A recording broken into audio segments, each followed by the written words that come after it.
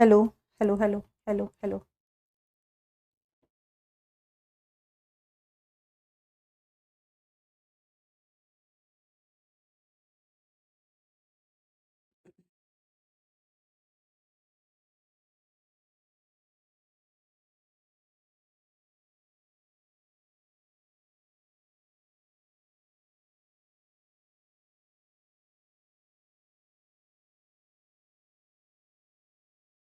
Hello बच्चा party. Good evening all. कैसे हो बेटा सारे लोग? Good evening, good evening, good evening बेटा। Good evening. नमस्ते, हेलो। I am good. मैं अच्छी हूँ बेटा, आप लोग कैसे हो पहले बताओ। सारे लोग मस्त हो, बिंदास हो? गुड इवनिंग बेटा, राधे राधे, गुड इवनिंग, नमस्ते। चलो, तो सारे बच्चे एकदम बिंदास हैं, मस्त हैं, खुश लग रहे हैं। और मुझे उम्मीद है कि सारे बच्चे एकदम अच्छे से पढ़ाई कर रहे हैं और कोई बैकलॉग नहीं कर रहे हैं। तो आज हमारा सेल का बेटा लेक्चर नंबर 6 है। और मुझे ये पूरी उम्मीद है कि पिछले 5 लेक्चर्स जो हम कर चुके हैं वो किसी बच्चे ने इकट्ठे नहीं किए हैं, बैकलॉग नहीं किया है। ठीक है बेटा, बैकलॉग नहीं करना है। बस हर लेक्चर में एक ही रिक्वेस्ट रहती है, किसी भी तरह पीछे का सारा बैकलॉग पूरा करो, फिर आगे का बहुत अच्छे से समझ में आएगा और आगे का पढ़ने में मजा भी आएगा। राइट? चलिए बेटा। ओके बेटा, हो गया। चलो गुड। तो काफी सारे बच्चे लिख रहे हैं ma'am there is no backlog, तो ये बहुत अच्छी बात है बेटा, I am proud of you. चलिए,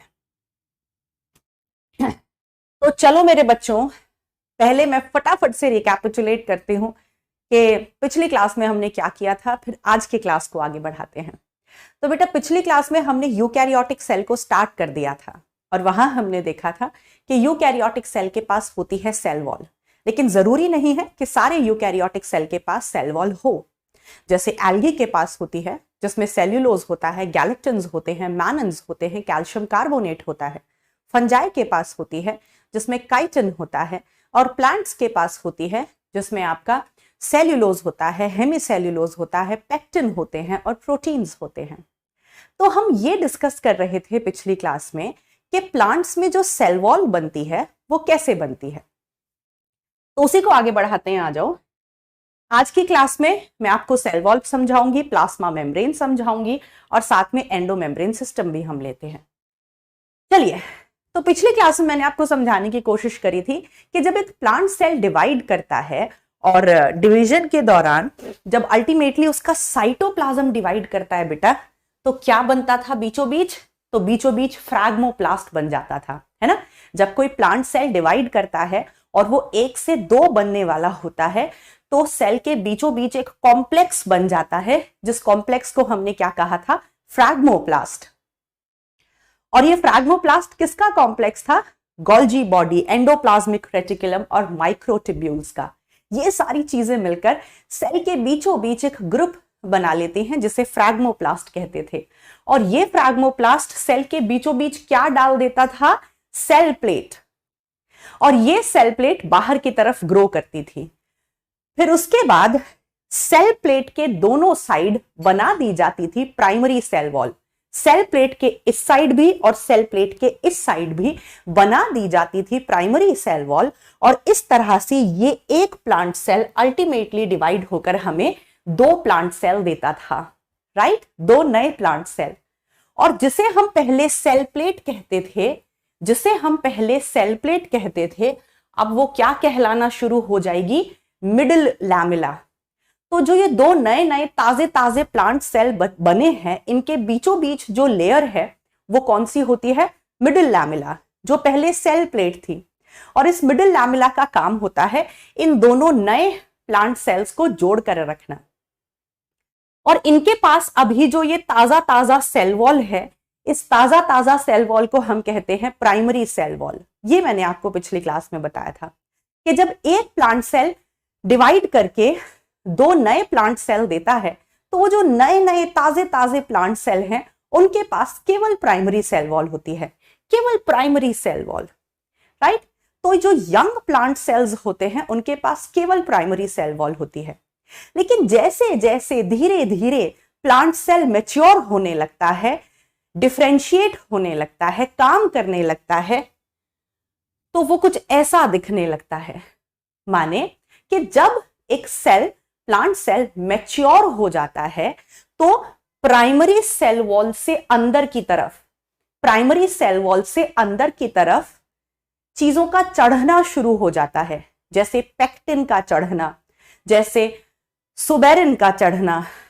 तो सेल से प्राइमरी सेल वॉल से अंदर की तरफ कुछ चीजें चढ़ना शुरू हो जाती हैं और इसी को हम कहते हैं सेकेंडरी वॉल। तो जो सेकेंडरी वॉल होती है वो प्राइमरी वॉल से अंदर की तरफ बनती है बेटा, ये ध्यान रखना है, राइट। और वो बहुत सारी परतों में चढ़ती चली जाती है। सबसे पहली परत चढ़ती है, समझाया था, मैजेंटा कलर की दिख रही है, राइट। फिर उसके बाद ऑरेंज कलर की परत, फिर उसके बाद व्हाइट कलर की परत, यानी कि ये बहुत सारी लेयर्स में, बहुत सारी परतों में सेकेंडरी वॉल मोटी होती चली जाती है, जैसे जैसे जो सेल है वो मैच्योर होता चला जाता है। देखो ये सेकेंडरी वॉल 1 है, ये सेकेंडरी वॉल 2 है, ये सेकेंडरी वॉल 3 है। तो सेकेंडरी वॉल मोटी होती चली जाती है।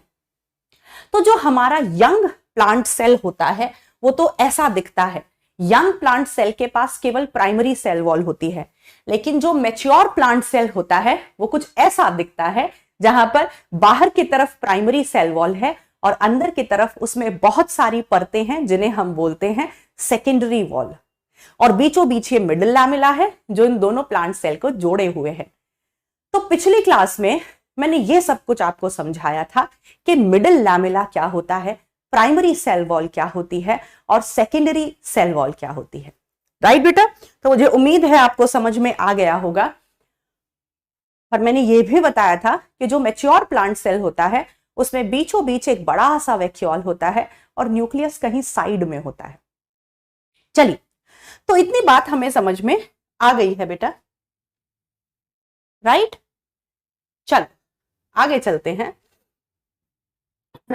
अब ये मैंने आपको बताया था कि अगर हम प्लांट सेल में देखें तो देखो सबसे बाहर वाली लेयर कौन सी है, मिडिल लैमेला। देखो हम मूव करेंगे, बाहर से अंदर की तरफ मूव करेंगे तो सबसे बाहर आपको मिडिल लैमेला दिख रहा है। मिडिल लैमेला के अंदर की तरफ आपको प्राइमरी सेल वॉल दिख रही है और प्राइमरी सेल वॉल के अंदर की तरफ आपको सेकेंडरी सेल वॉल दिख रही है और सेकेंडरी वॉल से सबसे अंदर की तरफ होती है प्लाज्मा मेम्ब्रेन, राइट। तो सबसे बाहर क्या है बेटा, मिडिल लैमेला, फिर क्या है प्राइमरी वॉल, फिर क्या है सेकेंडरी वॉल और फिर क्या है सबसे अंदर की तरफ प्लाज्मा मेम्ब्रेन, राइट। इतनी बात समझ में आई मेरे बच्चों? इतनी बात सबको समझ में आई? चलिए आगे चलते हैं। चलिए बेटा आगे चलते हैं। कुछ बच्चे कह रहे हैं हम नए ज्वाइन किए हैं, हमारा तो बैकलॉग है। तो बेटा ये अब मैं ये तो नहीं कर सकती कि मैं आपको सारे पिछले 5 लेक्चर्स आज की क्लास में पढ़ा दूं, so that is not possible. मैं तो आगे ही पढ़ाते जाऊंगी।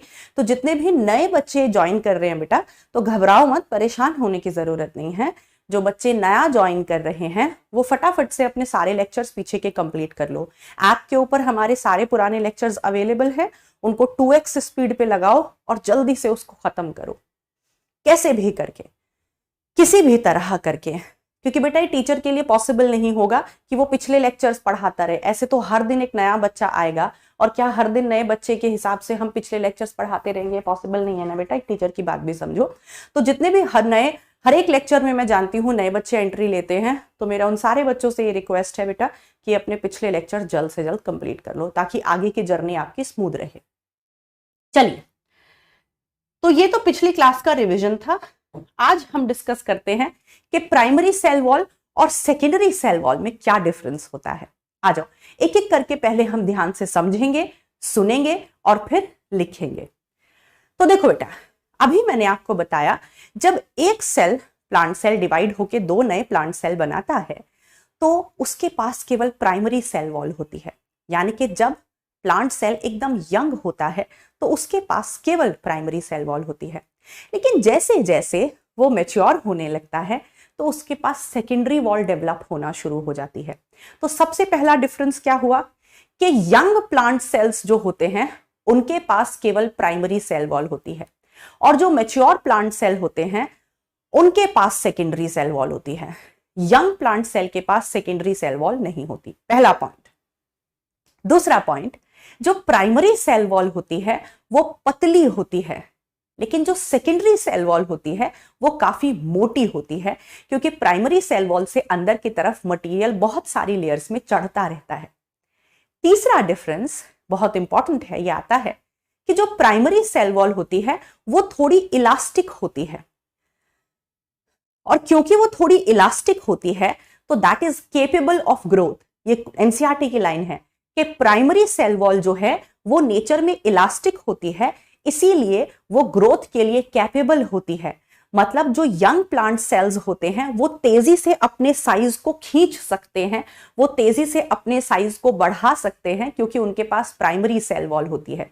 लेकिन सेकेंडरी सेल वॉल जो होती है वो सख्त होती है, वो रिजिड होती है, वो इतनी ज्यादा इलास्टिक नहीं होती, इसीलिए वो एक्सपैंड नहीं कर पाती।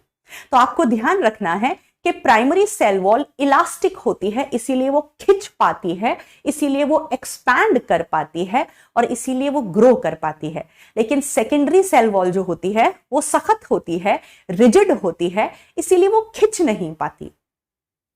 यानी कि प्राइमरी सेल वॉल का मेन काम है सेल के साइज को बढ़ाने में मदद करना, सेल के साइज को बढ़ाने में मदद करना। वहीं सेकेंडरी सेल वॉल का मेन काम है सेल को स्ट्रक्चरल सपोर्ट देना, क्योंकि सेकेंडरी वॉल तो खिंच नहीं सकती, वो केवल सपोर्ट दे सकती है सेल को, राइट। चलिए, फिर यहां पर अभी मैं आपको दो शब्दों का मतलब बताऊंगी, फिर उसके बाद हम लिखेंगे। एक शब्द है इंट्यूससेप्शन, एक शब्द होता है इंट्यूससेप्शन, और दूसरा शब्द होता है एक्रीशन। इन दोनों का मतलब क्या है? इंट्यूससेप्शन और एक्रीशन का मतलब क्या है, आ जाइए समझते हैं। इंट्यूससेप्शन का मतलब होता है बेटा, जब किसी नई चीज को बनाया जाता है, जैसे मैंने अभी थोड़ी देर पहले आपको बताया कि जब एक प्लांट सेल डिवाइड करके दो नए प्लांट सेल बनाता है, तो जो प्राइमरी वॉल है उसको बनाया जाता है, उसको सिंथेसाइज किया जाता है ना। तो इस प्रोसेस को हम कहते हैं इंट्यूससेप्शन। तो फिर मैम एक्रीशन का मतलब क्या होता है? एक्रीशन का मतलब होता है बेटा, जब बनी बनाई चीज पर कोई चीज चढ़ती चली जाए और उससे वो चीज बने। जैसे प्राइमरी वॉल को बनाया जाता है सेल डिवीजन के दौरान, लेकिन सेकेंडरी वॉल कैसे बनती है? वो प्राइमरी वॉल के ऊपर चढ़ती चली जाती है, प्राइमरी सेल वॉल से अंदर की तरफ। बताया था ना बेटा, ये प्राइमरी सेल वॉल है, प्राइमरी सेल वॉल से अंदर की तरफ जो सेकेंडरी वॉल है वो जमा होती चली जाती है, उसको सिंथेसाइज नहीं किया जाता, उसको शुरुआत से नहीं बनाया जाता, वो बनी बनाई प्राइमरी वॉल के ऊपर बनती चली जाती है। तो एक्रीशन का मतलब क्या होता है? Accumulation of materials. जब किसी बनी बनाई चीज के ऊपर चीजें जमा होती रहें और उनके जमा होने की वजह से कोई चीज बने, तो वो एक्रीशन है। तो जो हमारी प्राइमरी सेल वॉल है वो कैसे बनती है बेटा? हमारी प्राइमरी सेल वॉल इंट्यूससेप्शन से बनती है। इंट्यूससेप्शन का मतलब कि जब सेल डिवीजन हो रहा होता है तो सेल डिवीजन के दौरान जो प्राइमरी सेल वॉल है उसको बनाया जाता है, उसको सिंथेसाइज किया जाता है। लेकिन जो सेकेंडरी सेल वॉल है वो एक्रीशन से बनती है। माने कि जो प्राइमरी वॉल है वो बनी बनाई सेल वॉल है, उसके ऊपर मटेरियल जमा होते रहते हैं, उस जमा होने की वजह से सेकेंडरी वॉल बनती है, इसे हम कहते हैं एक्रीशन, राइट। तो आ जाओ अब पॉइंट ऑफ डिफरेंसेस लिखते हैं जल्दी जल्दी से। मेरे साथ साथ सारे बच्चे लिखेंगे, मेरे हटने का वेट नहीं करेंगे। तो आ जाओ, सबसे पहला डिफरेंस, प्राइमरी सेल वॉल कैसी बताई बेटा मैंने? थिन, प्राइमरी सेल वॉल पतली होती है, सेकेंडरी सेल वॉल मोटी होती है। चलिए अब दूसरे डिफरेंस की बात करते हैं। प्राइमरी सेल वॉल जो होती है वो इलास्टिक होती है, वो खिंच सकती है, लेकिन secondary cell wall inelastic होती है, माने के रिजिड होती है, सख्त होती है। प्राइमरी सेल वॉल जो होती है it is capable of growth और expansion. Primary cell wall grow कर सकती है, एक्सपैंड कर सकती है, माने खिंच सकती है, लेकिन वही जो हमारी सेकेंडरी सेल वॉल है, it is incapable of growth और एक्सपेंशन। सेकेंडरी सेल वॉल खिंच नहीं सकती, एक्सपैंड नहीं कर सकती।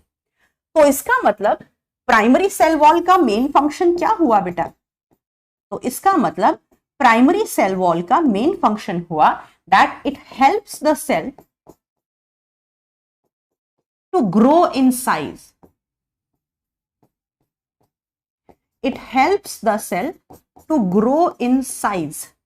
ये सेल की मदद करती है साइज में बढ़ने में, खिंचने में, ग्रो करने में। तो help the cell to grow in size. लेकिन वहीं सेकेंडरी सेल वॉल का मेन फंक्शन क्या हुआ? It mainly provides the structural support, mechanical support. इसका मेन काम हो जाता है बेटा, ये प्रोवाइड करता है मैकेनिकल सपोर्ट को या फिर स्ट्रक्चरल सपोर्ट को।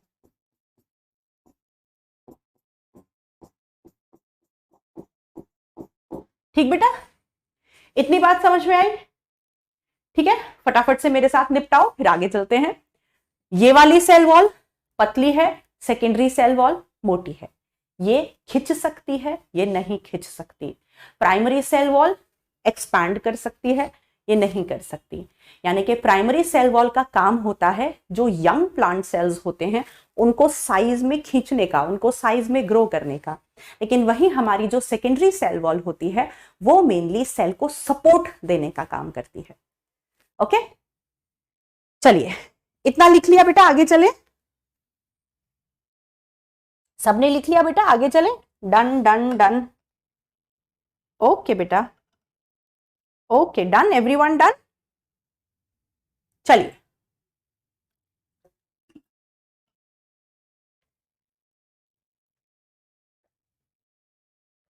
चलिए ओके बेटा, आगे चलते हैं। चलिए फिर इन डिफरेंसेस को आगे बढ़ाते हैं। आ जाइए। प्राइमरी सेल वॉल,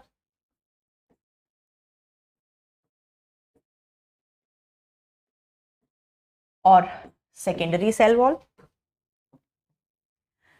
और पॉइंट ऑफ डिफरेंसेस देखते हैं। प्राइमरी सेल वॉल क्या बताया बेटा मैंने अभी आपको?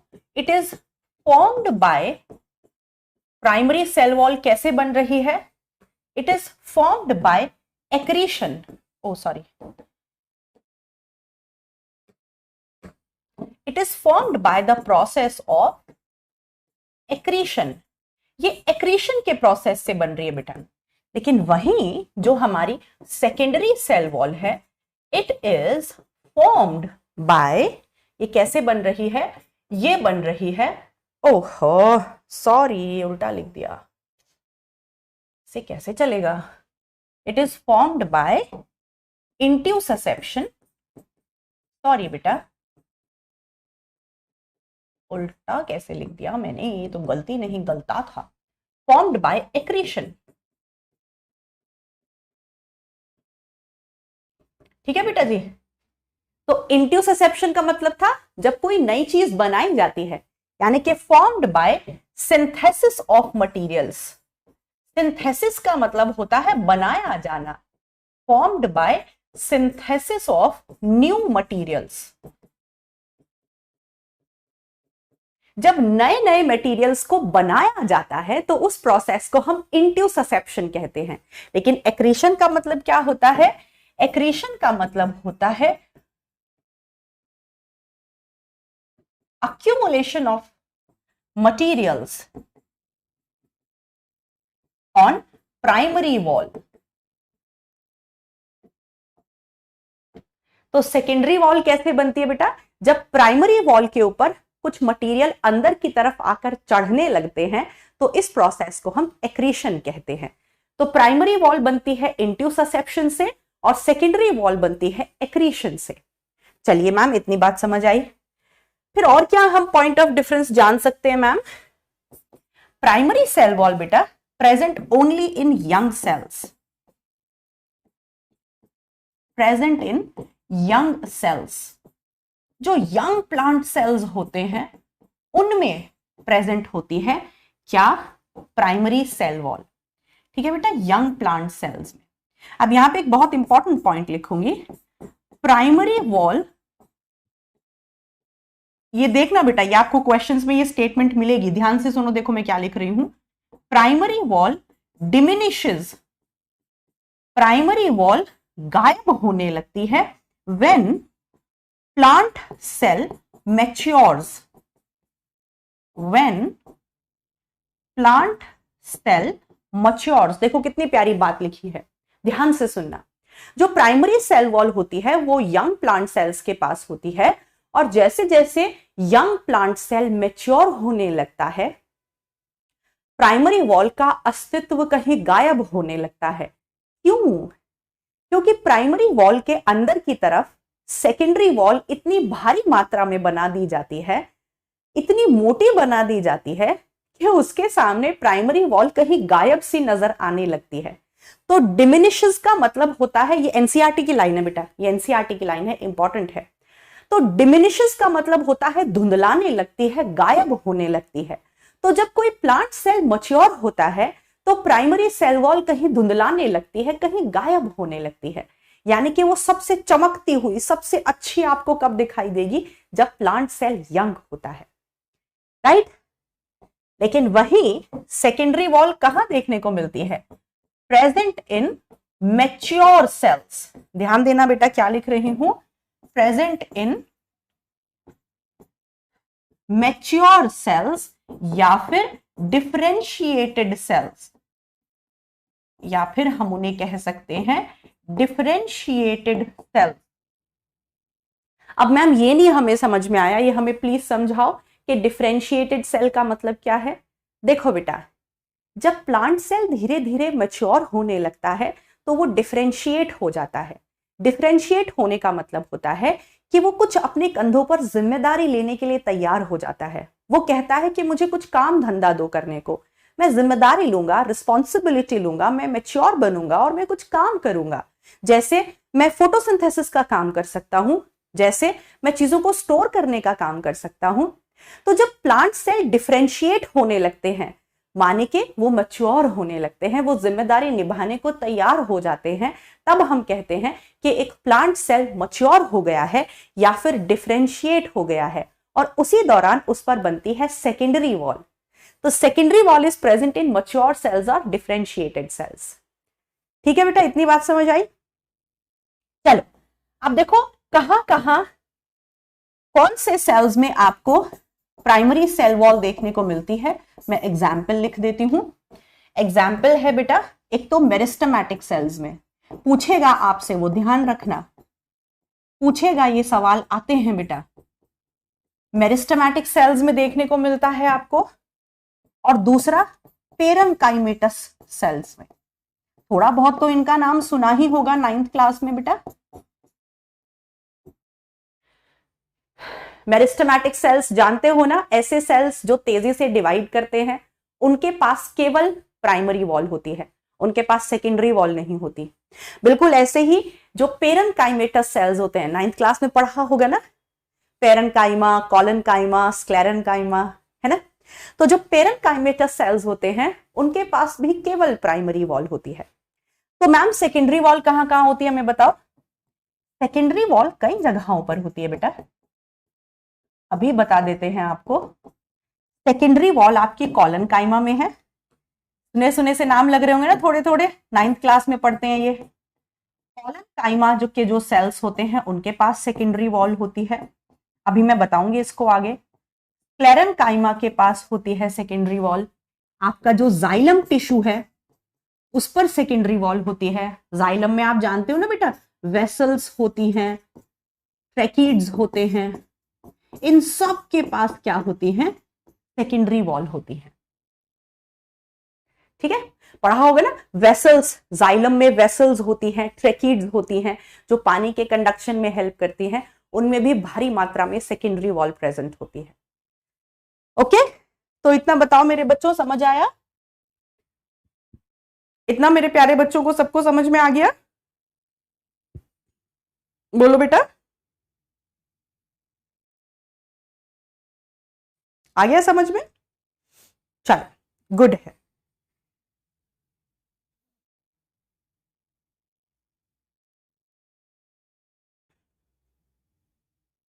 चलिए, फ्लोएम में इतनी ज्यादा, फ्लोएम में भी होती है सेकेंडरी वॉल, आप लिख सकते हो, जाइलम में ज्यादा मोटी होती है। चलिए आगे चलेंगे बेटा, आ जाओ। तो देखो एक बार फिर से रिकैपिचुलेट करते हैं, फटाफट से एक बार फिर से डिफरेंसेस याद करते हैं, क्योंकि हमारा मोटिव क्या है कि हमें जो करना है क्लास में करना है, हमें लेक्चर को क्लास में ही ध्यान से सुनना है। अगर हमें नोट्स बनाने हैं अच्छे से क्लास में ही बनाने हैं, और हमें जो याद करना है यही याद करना है, ताकि लेक्चर बंद करने के बाद हमें कोई लोड महसूस ना हो। तो आ जाओ फिर से याद करते हैं फटाफट बेटा। प्राइमरी सेल वॉल पतली है, सेकेंडरी सेल वॉल मोटी है। प्राइमरी सेल वॉल खिंच सकती है, सेकेंडरी सेल वॉल नहीं खिंच सकती। प्राइमरी सेल वॉल की वजह से ग्रोथ देखने को मिलती है, एक्सपेंशन देखने को मिलता है, लेकिन वहीं सेकेंडरी वॉल जो है वो केवल सपोर्ट देती है। प्राइमरी सेल वॉल सेल को हेल्प करती है साइज में ग्रो करने में, वहीं ये केवल मैकेनिकल सपोर्ट देती है। प्राइमरी सेल वॉल इंट्यूससेप्शन से बनती है, नई चीजों के बनने से, और सेकेंडरी सेल वॉल अक्रीशन से बनती है। वो बनी बनाई प्राइमरी सेल वॉल के ऊपर जब अंदर की तरफ मटेरियल्स चढ़ने लगते हैं तो सेकेंडरी वॉल बनती है। यंग प्लांट सेल्स में आपको केवल प्राइमरी वॉल देखने को मिलेगी, लेकिन मैच्योर प्लांट सेल्स में आपको सेकेंडरी वॉल देखने को मिलेगी। जब प्लांट सेल मैच्योर होने लगता है तो कहीं ना कहीं प्राइमरी वॉल धुंधला जाती है, डिमिनिश हो जाती है। और ध्यान रखना है, दो इस ऐसे सेल्स हैं, पैरेन्काइमा एक तरह का टिश्यू होता है बेटा। पैरेन्काइमा में जितने भी टिश्यू सेल्स होते हैं उनमें केवल प्राइमरी सेल वॉल होती है। ये सवाल पूछता है कि ऐसे दो एग्जाम्पल्स दो जिनमें केवल प्राइमरी सेल वॉल होती है, तो आप बोलोगे मेरिस्टेमेटिक सेल्स और पैरेन्काइमेटस सेल्स के पास केवल प्राइमरी सेल वॉल होती है। लेकिन कॉलनकाइमा टिश्यू के जो सेल्स होते हैं, ये टेंशन मत लेना आप कि मैम कॉलनकाइमा क्या है, ये सब हम एनाटॉमी में बहुत डिटेल में पढ़ने वाले हैं। अभी के लिए इतना जानो कि कॉलनकाइमा, स्क्लेरेन्काइमा, जाइलम ये टिश्यूज होते हैं जो प्लांट में प्रेजेंट होते हैं। तो कॉलनकाइमा टिश्यू के जो सेल्स हैं, स्क्लेरेन्काइमा के जो सेल्स हैं, जाइलम जो है, उनके पास मोटी सेकेंडरी सेल वॉल होती है। इतना सबने लिख लिया बेटा, आगे चले। चलिए अब जैसे मैं यहां पे आपको कुछ और एग्जांपल्स भी दे देती हूं, जैसे अपना कॉलनकाइमा है। कॉलनकाइमा के पास देखो बेटा, ध्यान देना, ये प्राइमरी सेल वॉल है, ठीक है। ये क्या है, बाहर की तरफ, सबसे बाहर की तरफ क्या होती है, प्राइमरी वॉल, और अंदर की तरफ जगह जगह इसके पास सेकेंडरी वॉल होती है, कॉर्नर्स में केवल। तो कॉलनकाइमा के पास सेकेंडरी वॉल है, देखो ये रही कॉलनकाइमा के पास, ये सेकेंडरी वॉल प्रेजेंट है, लेकिन केवल कॉर्नर्स पर प्रेजेंट है। कॉर्नर्स पर जो थिकनिंग्स हैं, वो थिकनिंग्स केवल कहां प्रेजेंट है, वो थिकनिंग्स केवल कॉर्नर्स पर प्रेजेंट है बेटा। बात समझ आ गई? तो सेकेंडरी वॉल किसकी बनी है यहां पे, हेमीसेल्यूलोज और पेक्टिन की। बाकी इसकी डिटेल में कहां समझाऊंगी बेटा पूरी तरह, बाकी इसकी डिटेल पूरी तरह हम एनाटॉमी में पढ़ेंगे। अभी के लिए इतना जानो कि जो कॉलनकाइमा के सेल्स होते हैं उनमें प्राइमरी वॉल से अंदर की तरफ देखो सेकेंडरी वॉल जमा होनी शुरू हो गई है, लेकिन ये सेकेंडरी वॉल केवल कोनों पे पाई जाती है। और ये किसकी बनी है सेकेंडरी वॉल, इसमें भारी मात्रा में हेमीसेल्यूलोज और पेक्टिन होता है। लेकिन वहीं अगर मैं स्क्लेरेन्काइमा की बात करूं बेटा, अगर वही मैं स्क्लेरेन्काइमा की बात करूं, तो स्क्लेरेन्काइमा में ये हो गई हमारी प्राइमरी वॉल, और प्राइमरी वॉल से अंदर की तरफ बहुत ही भारी मात्रा में जमा होती है सेकेंडरी वॉल, बहुत ही भारी मात्रा में। ये देखो, ये देखो कितनी मोटी सेकेंडरी वॉल मैंने बनाई है। तो ये पूरी की पूरी पीले रंग की जो आपको दिखाई दे रही है, ये पूरी सेकेंडरी वॉल है। क्यों? तो आप पूछोगे मैम इतनी मोटी सेकेंडरी वॉल बन जाएगी तो इसके अंदर जो साइटोप्लाज्म है उसका दम नहीं घुट जाएगा? बेटा स्क्लेरेंकाइमा के सेल्स डेड होते हैं, ये ध्यान रखना। स्क्लेरेंकाइमा में अंदर कुछ भी नहीं होता। स्क्लेरेंकाइमा का सेल अंदर से खोखला होता है, डेड होता है। इसीलिए उसमें प्राइमरी वॉल से अंदर की तरफ जो सेकेंडरी वॉल होती है वो भारी मात्रा में चढ़ती चली जाती है। और ये सेकेंडरी वॉल किसकी बनी हुई है? By heavy depositions of lignin. It is formed by heavy depositions of lignin. तो देखो कितनी प्यारी बातें हैं कि कॉलनकाइमा में भी सेकेंडरी वॉल देखने को मिलती है, पर यह सेकेंडरी वॉल केवल कोनों कोनों पे है। और किसकी बनी हुई है? हेमिसेल्यूलोज और पेक्टिन की। लेकिन वहीं स्क्लेरेंकाइमा का सेल जो अंदर से डेड है, खोखला है, उसमें भारी मात्रा में अंदर की तरफ लिग्निन चढ़ता है। यानी कि स्क्लेरेंकाइमा में जो सेकेंडरी वॉल है उसमें कौन है भारी मात्रा में? उसमें भारी मात्रा में लिग्निन प्रेजेंट है। सो हेवी लिग्निफाइड सेल वॉल होती है स्क्लेरेंकाइमा की। इतनी बात समझे बेटा? इतनी बात समझे मेरे बच्चों? Very good. आगे चले बेटा। चलिए फिर यहां पे मैं तुम्हें एक एग्जांपल और दे सकती हूं कॉर्क सेल का। आप यहां लिखना चाहो बेटा तो लिख सकते हो डेड सेल। स्क्लेरेंकाइमा का सेल डेड सेल होता है।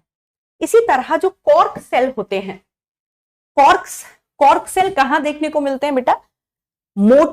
जो मोटे तने होते हैं ना, जैसे आम का पेड़, बरगद का पेड़, पीपल का पेड़, आपने देखा होगा इनका तना बहुत मोटा होता है ना।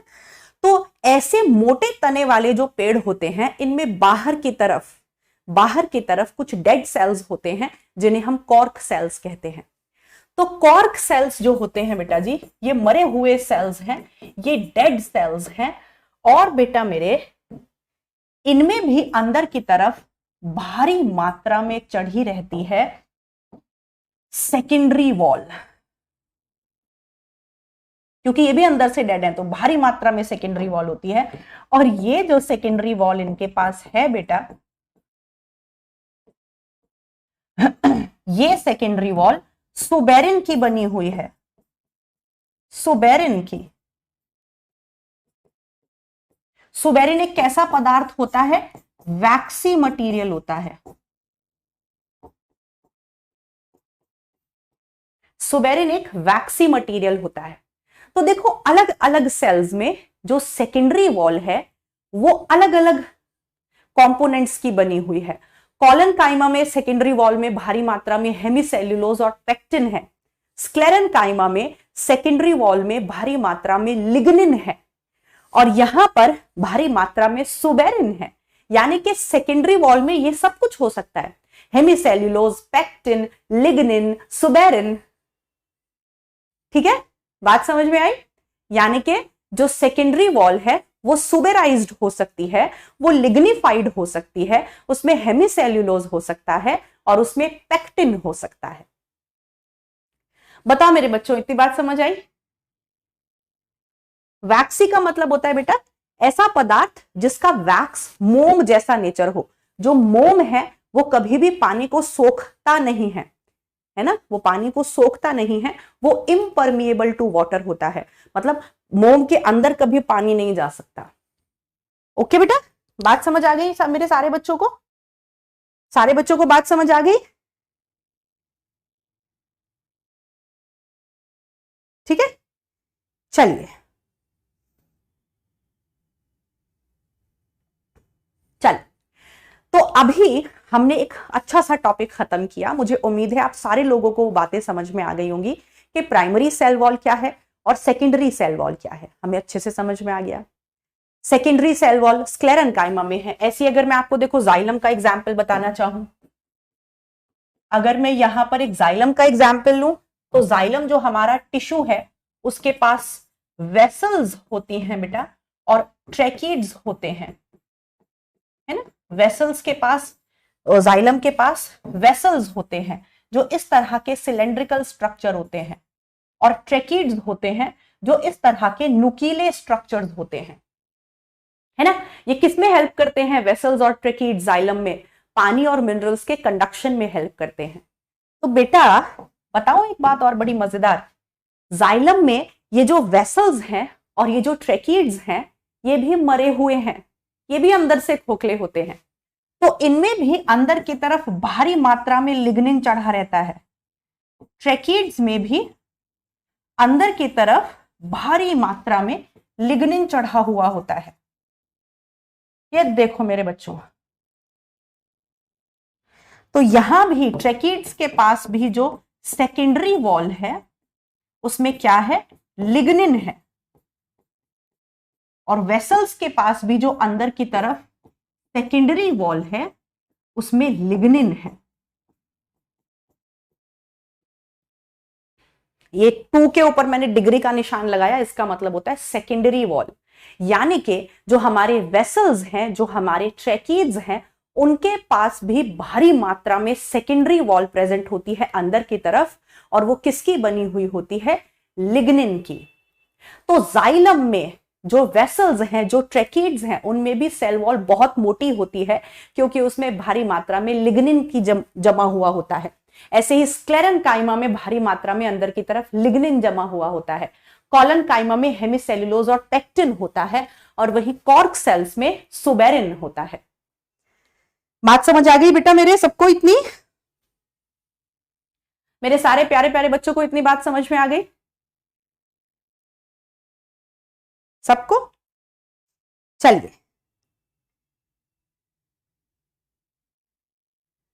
चलिए चलो चलो, तो इतनी बात सारी मेरे सारे प्यारे प्यारे बच्चों को अच्छे से समझ में आ गई है, तो आगे चलेंगे मेरे बच्चों, मेरे जमूरों। अब बात करते हैं overall functions of cell wall. इस पे भी इंपॉर्टेंट क्वेश्चन बनता है। अभी तो मैंने तुम्हें प्राइमरी सेल वॉल और सेकेंडरी सेल वॉल को अलग अलग करके बताया, लेकिन अब हम ओवरऑल ये देखते हैं कि एक प्लांट सेल में सेल वॉल के क्या क्या फंक्शंस होते हैं ओवरऑल। ठीक, आ जाओ देखते हैं बेटा। सेल वॉल का सबसे पहला फंक्शन क्या होता है? Provides shape to cell. Cell wall का मेन काम होता है प्लांट सेल को एक प्रॉपर शेप देना। ये सारे जो फंक्शंस हैं सेल वॉल के बेटा आते हैं, इंपॉर्टेंट हैं। किस तरह के क्वेश्चंस आते हैं? खूब सारे फंक्शंस लिख देंगे और बोलेंगे कि बताओ इनमें से कौन सा सेल वॉल का फंक्शन नहीं है। तो आपको सेल वॉल के सारे फंक्शंस याद होने चाहिए। सबसे पहला फंक्शन है कि ये सेल को एक प्रॉपर शेप देता है। ओके, फिर दूसरा इंपॉर्टेंट फंक्शन है सेल वॉल का, प्रोवाइड मैकेनिकल सपोर्ट या फिर स्ट्रक्चरल सपोर्ट। सेल वॉल क्या करती है बेटा? सेल को प्रॉपर सपोर्ट देती है, स्ट्रक्चरल सपोर्ट देती है, मैकेनिकल सपोर्ट देती है। और क्या काम करती है सेल वॉल? काफी इंपॉर्टेंट है। सेल वॉल जो है it provide barrier, it provide barrier to pathogens, जैसे वायरसेस, फंजाई, बैक्टीरिया। अच्छा क्वेश्चन है, अच्छा क्वेश्चन बनता है, अच्छी लाइन है। जो हमारी सेल वॉल है बेटा वो फर्स्ट लाइन ऑफ डिफेंस की तरह काम करती है। फर्स्ट लाइन ऑफ डिफेंस का मतलब कि सेल वॉल अपनी पूरी ताकत लगाती है, अपनी पूरी कोशिश करती है कि प्लांट सेल के अंदर जो पैथोजेंस हैं, जो बीमारी करने वाले एजेंट्स होते हैं, जैसे वायरस, जैसे फंजाई, जैसे बैक्टीरिया, वो प्लांट सेल के अंदर एंट्री ना ले पाए। तो सेल वॉल अपनी पूरी ताकत लगाती है, तो वो बैरियर की तरह काम करती है, मतलब रोकने की पूरी कोशिश करती है वायरस, फंजाई और बैक्टीरिया को।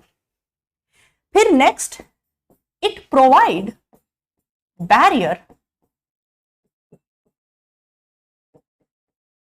ये बैरियर की तरह काम करती है टू अनडिजायरेबल मैक्रोमोलिक्यूल्स। ये भी एनसीईआरटी की लाइन है, बढ़िया लाइन है। To undesirable macromolecules. मैम क्या मतलब है, थोड़ा डिटेल में बताओ। देखो बेटा, बहुत सारी चीजें ऐसी होती हैं जिनकी जरूरत सेल को नहीं होती। मैक्रोमोलिक्यूल्स क्या होते हैं? मैक्रोमोलिक्यूल्स बड़े बड़े साइज के मॉलिक्यूल्स होते हैं। और अनडिजायरेबल का मतलब जिनकी जरूरत सेल को नहीं है। तो ऐसे बड़े बड़े मॉलिक्यूल्स जिनकी जरूरत सेल को नहीं है और सेल उन्हें नहीं डिमांड कर रहा है, तो सेल वॉल पूरी कोशिश करती है कि उन्हें सेल के बाहर रोक कर रखे। ओके, चलिए नेक्स्ट बड़ा प्यारा इंपॉर्टेंट पॉइंट है कि सेल वॉल जो है वो हेल्प करती है, helps in cell to cell interaction, helps in cell to cell interaction. Ma'am इसका मतलब डिटेल में समझाओ। देखो बेटा, ये हम आगे पढ़ेंगे ट्रांसपोर्ट इन प्लांट्स वाले चैप्टर में कि पता है कई बार क्या होता है, एक प्लांट सेल से दूसरे प्लांट सेल में चीजों को जाना होता है, पानी को मूव करना होता है, तो वो केवल cell wall to cell wall भागा चला जाता है। कैसे, देखो समझाती हूं। ये देखो, ये दो प्लांट सेल हैं, आपस में जुड़े हुए हैं। ये एक प्लांट सेल है और ये दूसरा प्लांट सेल है। हमें जानते हैं ना, इनको मिडिल लैमेला जोड़कर रखता है। प्लाज्मा मेम्ब्रेन अंदर की तरफ होती है, ये प्लाज्मा मेम्ब्रेन है। तो पता है कई बार क्या होता है बेटा, जो पानी होता है ना वो प्लाज्मा मेम्ब्रेन के अंदर जाता ही नहीं है, वो एक प्लांट सेल से दूसरे प्लांट सेल में cell wall to cell wall ही भागा चला जाता है। इस तरह के मूवमेंट को कहते हैं हम एपोप्लास्टिक मूवमेंट। इसकी डिटेल कहां पढ़ाऊंगी? ट्रांसपोर्ट इन प्लांट्स में। तो कई बार अगर पानी को एक प्लांट सेल से दूसरे प्लांट सेल की तरफ भागना होता है तो वो केवल सेल वॉल को ही पार करके चला जाता है, वो प्लाज्मा मेम्ब्रेन में अंदर जाता ही नहीं है। यानी कि जो सेल वॉल है वो एक सेल को दूसरे सेल से इंटरैक्ट करने का काम भी करती है, मतलब चीजें cell wall to cell wall भी मूव कर जाती हैं। तो इस तरह से सेल वॉल एक सेल को दूसरे सेल से इंटरैक्ट करने में मदद करती है। तो it helps in cell to cell interaction. Then जो आपकी सेल वॉल है, it is fully permeable. Cell wall कैसा स्ट्रक्चर होता है बेटा? Fully permeable. मैं आगे जाके आपको पढ़ाऊंगी ये कि सेलेक्टिवली परमिएबल का मतलब क्या होता है और फुल्ली परमिएबल का मतलब क्या होता है। ऐसी कोई भी चीज जो आसानी से चीजों को अपने थ्रू जाने दे वो फुल्ली परमिएबल होती है, लेकिन ऐसी कोई भी चीज जो सेलेक्टेड चीजों को ही केवल अंदर आने दे, सेलेक्टेड माने बहुत ही चुनिंदा चीजों को अंदर आने दे, वो सेलेक्टिवली परमिएबल होती है। जैसे हमारी प्लाज्मा मेम्ब्रेन जो होती है वो सेलेक्टिवली परमिएबल होती है, वो बहुत चुन चुन के चीजों को सेल के अंदर जाने देती है। लेकिन सेल वॉल इतनी सेलेक्टिव नहीं होती, वो खुला दरबार है। बस कुछ चीजों को छोड़कर, जैसे वायरस, बैक्टीरिया, फंजाई और कुछ बहुत बड़े बड़े मॉलिक्यूल्स, इनको छोड़कर सेल वॉल लगभग हर किसी को एंट्री दे देती है सेल में आने के लिए। तो इसीलिए हम कहते हैं कि सेल वॉल फुल्ली परमिएबल होती है, मतलब अलाउज इजी एंट्री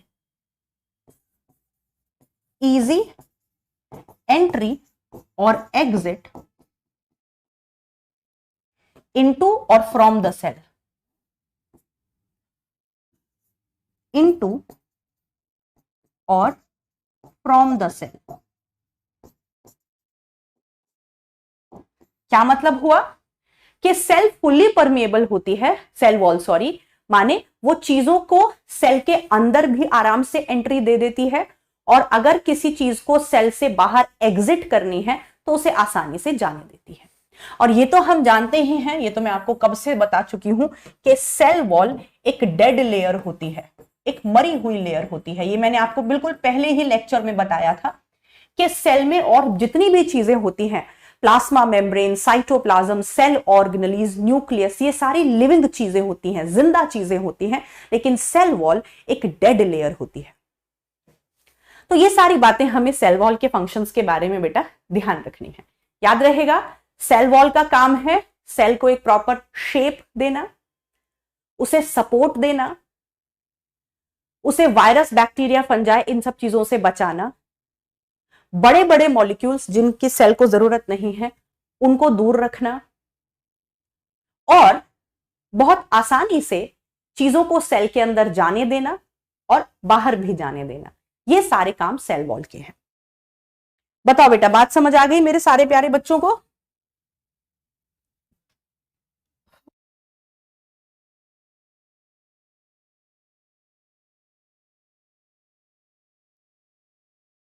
बताओ बेटा, बात समझ में आ गई?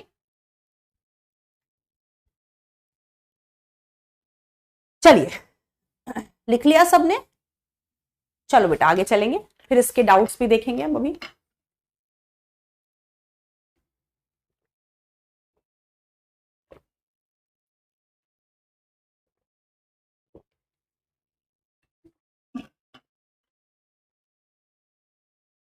चलो, आप इसमें एक फंक्शन और ऐड करना चाहो तो कर सकते हो। 6th 7th पॉइंट आप ऐड करना चाहो कर सकते हो कि cell wall prevent the cell from mechanical injury. मतलब जो सेल वॉल है वो प्लांट सेल को इंजरी से भी बचाती है, चोट लगने से भी बचाती है, क्योंकि सेल वॉल एक मरी हुई लेयर होती है, उसको तो कोई नुकसान पहुंचता नहीं है, और मोटी भी होती है सेल वॉल। तो सेल वॉल किसी भी मैकेनिकल इंजरी से, मतलब अगर सेल को कोई चोट लगे तो चोट लगने से भी बचाती है। तो cell wall is also responsible.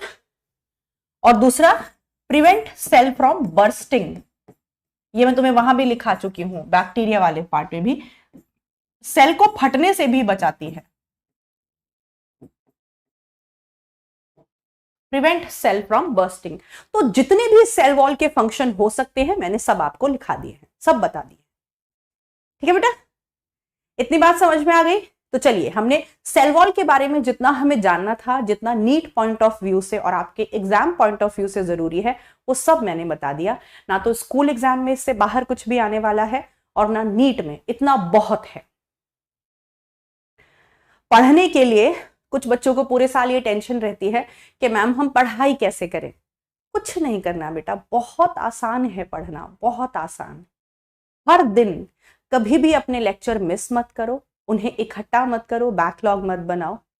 हर दिन अपने लेक्चर अटेंड करो, उन्हें ध्यान से सुनो, पूरी कंसंट्रेशन से सुनो, लेक्चर के साथ साथ चीजों को याद करो।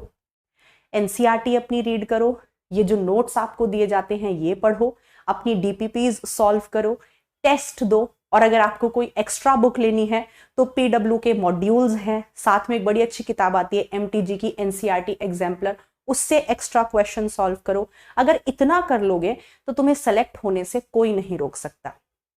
काफी सारे बच्चे बहुत परेशान होते हैं, यहां से भी कॉरस्पॉन्डेंस से किताबें मंगा लें, ये वाला कोचिंग इंस्टीट्यूट बहुत फेमस है, इसका स्टडी मटेरियल मंगा लेते हैं, उनके स्टडी मटेरियल से पढ़ेंगे, ये वाली किताब भी मंगा लेते हैं, ये वाली किताब भी मंगा लेते हैं। इससे बेटा सिर्फ कंफ्यूजन होता है, सिर्फ कंफ्यूजन होता है। आपके लिए सिर्फ दो चीजें बहुत हैं, एनसीईआरटी और क्लास के नोट्स। अपने टीचर पे भरोसा रखो, आपको इस बैच में बहुत अच्छे टीचर्स दिए गए हैं जो आपको वो सब कुछ पढ़ाएंगे जो नीट में आता है, ना उससे ज्यादा ना उससे कम। तो आप सिर्फ नोट्स, जो टीचर आपको नोट्स दे रहा है उनको ध्यान से पढ़ो, याद करो, अपनी एनसीईआरटी पढ़ो और दबा के क्वेश्चंस करो, डीपीपीज करो अपनी डेली। अच्छे क्वेश्चन, सेलेक्टेड क्वेश्चन आपको डीपीपीज में दिए जाते हैं। कुछ एक्स्ट्रा क्वेश्चन करने हैं तो एमटीजी के एनसीईआरटी एग्जाम्पलर ले लो, पीडब्ल्यू के मॉड्यूल से क्वेश्चंस करो, बस इतना काफी है। पर इतना रोज करो, रोज लेक्चर अटेंड करो, लेक्चर्स को ध्यान से सुनो। इतना करोगे ना तो स्कूल एग्जाम भी बहुत अच्छे दे पाओगे और नीट भी क्लियर हो जाएगा। इससे ज्यादा कुछ भी करने की जरूरत नहीं है, हम पे भरोसा करो। ओके, चलिए। और पढ़ाई बहुत आसान है, हम बिना बात के हवा बना के रखते हैं, पढ़ाई पढ़ाई पढ़ाई। स्कूल की पढ़ाई, नीट का भी एग्जाम हमें देना। हे भगवान, हमारा जीवन कितना दुखमय है। दुखमय हम अपना जीवन खुद बनाते हैं। सिंपल है, मजे लो जीवन के। आपको टाइम टेबल सबसे पहली क्लास में आपको टाइम टेबल बना के दिया था, उसमें आपका सोने, मस्ती, मौज मस्ती, खाने पीने सबका टाइम मैंने आपको निकाल के दिया था। तो मैं हर क्लास में वही कहती हूं, अगर आप सब कुछ अपने समय को प्लान्ड वे से खर्च करते हो तो आप सब कुछ कर पाओगे। मौज मस्ती, दोस्तों के साथ बिंदास हो सकते हो, पढ़ाई भी कर लोगे, पता भी नहीं चलेगा कि जीवन कैसे कटता चला जाएगा। लेकिन वहीं अगर बैकलॉग करते जाओगे, काम चोरी करोगे, टाइम वेस्ट करते रहोगे, तो फिर आखिरी के जो महीने होते हैं उनमें आपको एंजाइटी होगी, डिप्रेशन होगा। तो आखिरी के महीनों में आपको एंजाइटी ना हो, डिप्रेशन ना हो, उसके लिए अभी से तैयारी शुरू करनी पड़ेगी। ठीक है, चलिए तो आ जाओ मेरे बच्चों, अब चलते हैं next topic, that is middle lamella. Middle lamella क्या होता है? अभी मैंने आपको बताया बेटा कि जो दो प्लांट सेल्स होते हैं, उनके बीच में उनको जोड़कर रखने के लिए एक सीमेंटिंग लेयर होती है जिसे हम मिडिल लैमेला कहते हैं। और ये कैसे बनती है ये मैं आपको डिटेल में समझा चुकी हूं। जब कोई प्लांट सेल डिवाइड करता है तो बीचों बीच फ्रैगमोप्लास्ट बनता है, और वो फ्रैगमोप्लास्ट सेल प्लेट बनाता है, और फिर यही सेल प्लेट आगे जाके कन्वर्ट हो जाती है मिडिल लैमेला में, जो दो प्लांट सेल को जोड़कर रखने का काम करती है। तो आ जाओ देखते हैं कि इससे रिलेटेड क्वेश्चंस क्या क्या आते हैं। आ जाओ, सबसे पहली बात मिडिल लैमेला के बारे में जो पूछी जाती है कि उसे हम कहते हैं सीमेंटिंग लेयर। मिडिल लैमेला को हम कहते हैं बेटा सीमेंटिंग लेयर।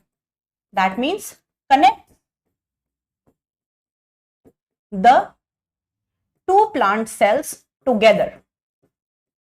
इसका काम होता है बेटा, मेरे हटने का वेट कोई नहीं करेगा। जिन बच्चों को नोट्स बनाने हैं वो क्लास में मेरे साथ साथ नोट्स बनाएंगे, हटने का वेट नहीं करेंगे।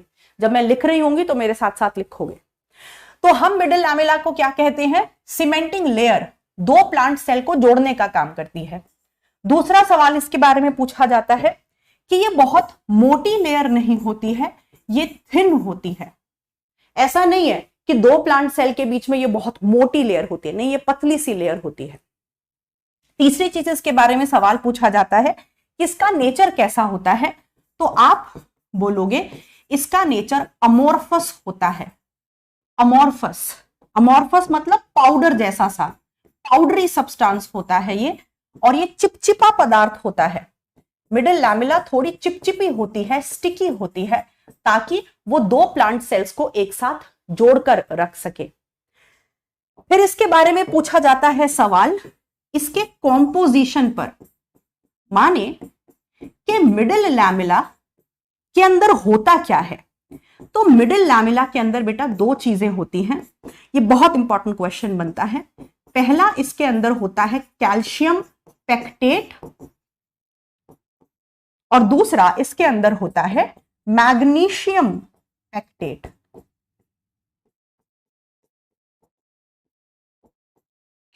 तो कैल्शियम पेक्टेट और मैग्नीशियम पेक्टेट ये दोनों मिलकर मिडिल लैमेला को बनाते हैं।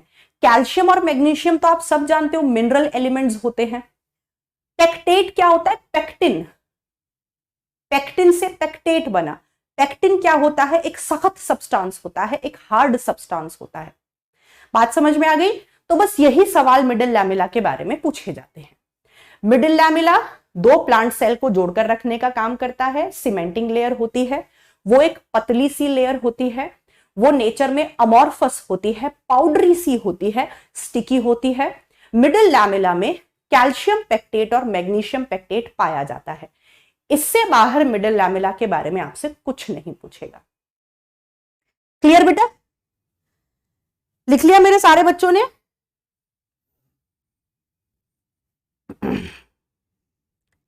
सारे बच्चों ने लिख लिया बेटा?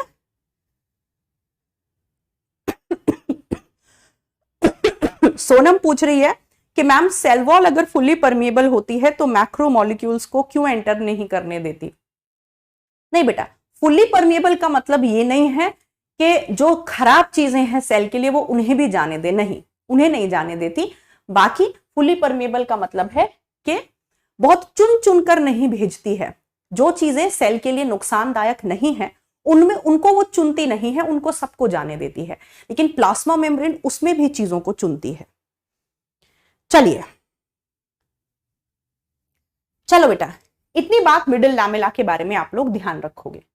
अब यहां पे मैं आपको एक बात बताती हूं कि आपने कभी नोटिस किया होगा कि जब हम सब्जी मंडी से सब्जी लेकर आते हैं, जब सब्जियां लेकर आते हैं या फल लेकर आते हैं, जैसे सेब ले आए, टमाटर ले आए, ये सब लेकर आते हैं, तो कुछ दिन जब वो रखे रहते हैं तो उसके बाद वो कुछ समय पिलपिले होने लगते हैं।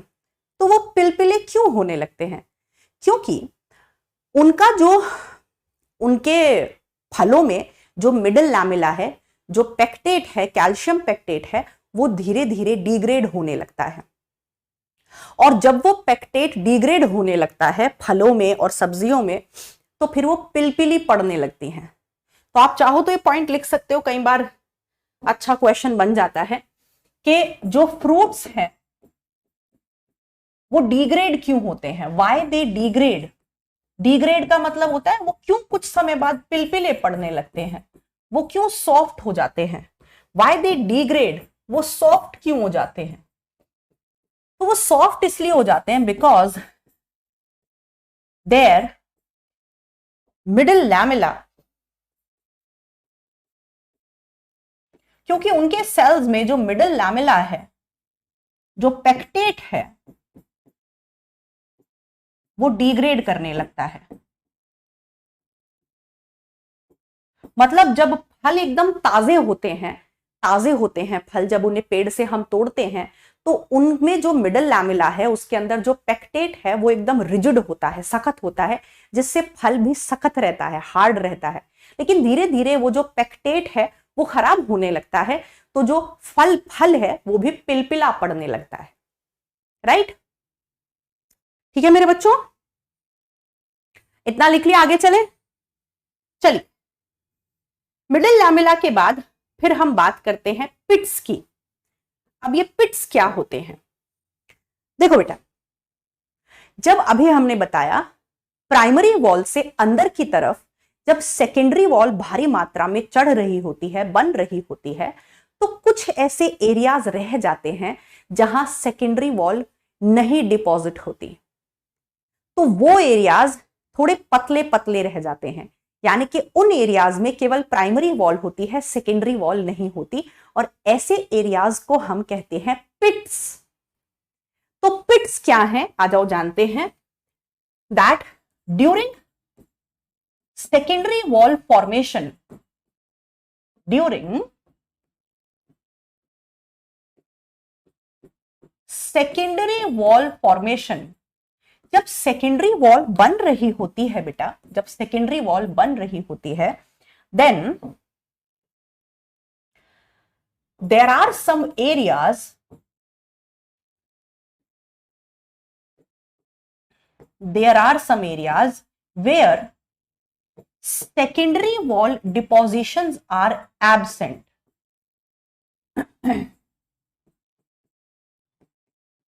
There are some areas where secondary wall depositions are absent, and these are called as pits.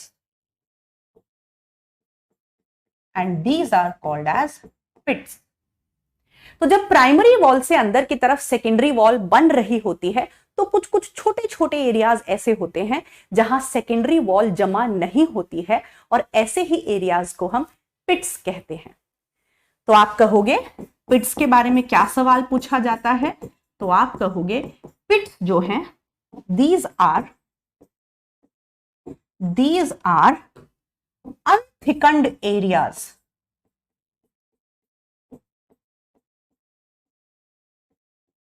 These are unthickened areas.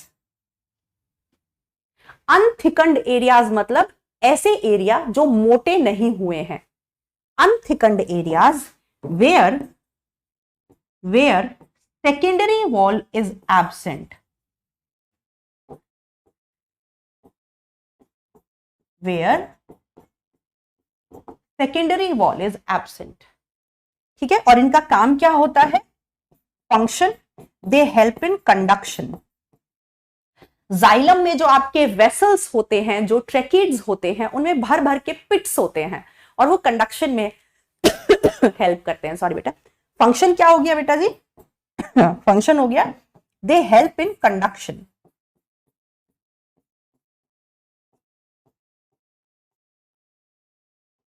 They help in conduction.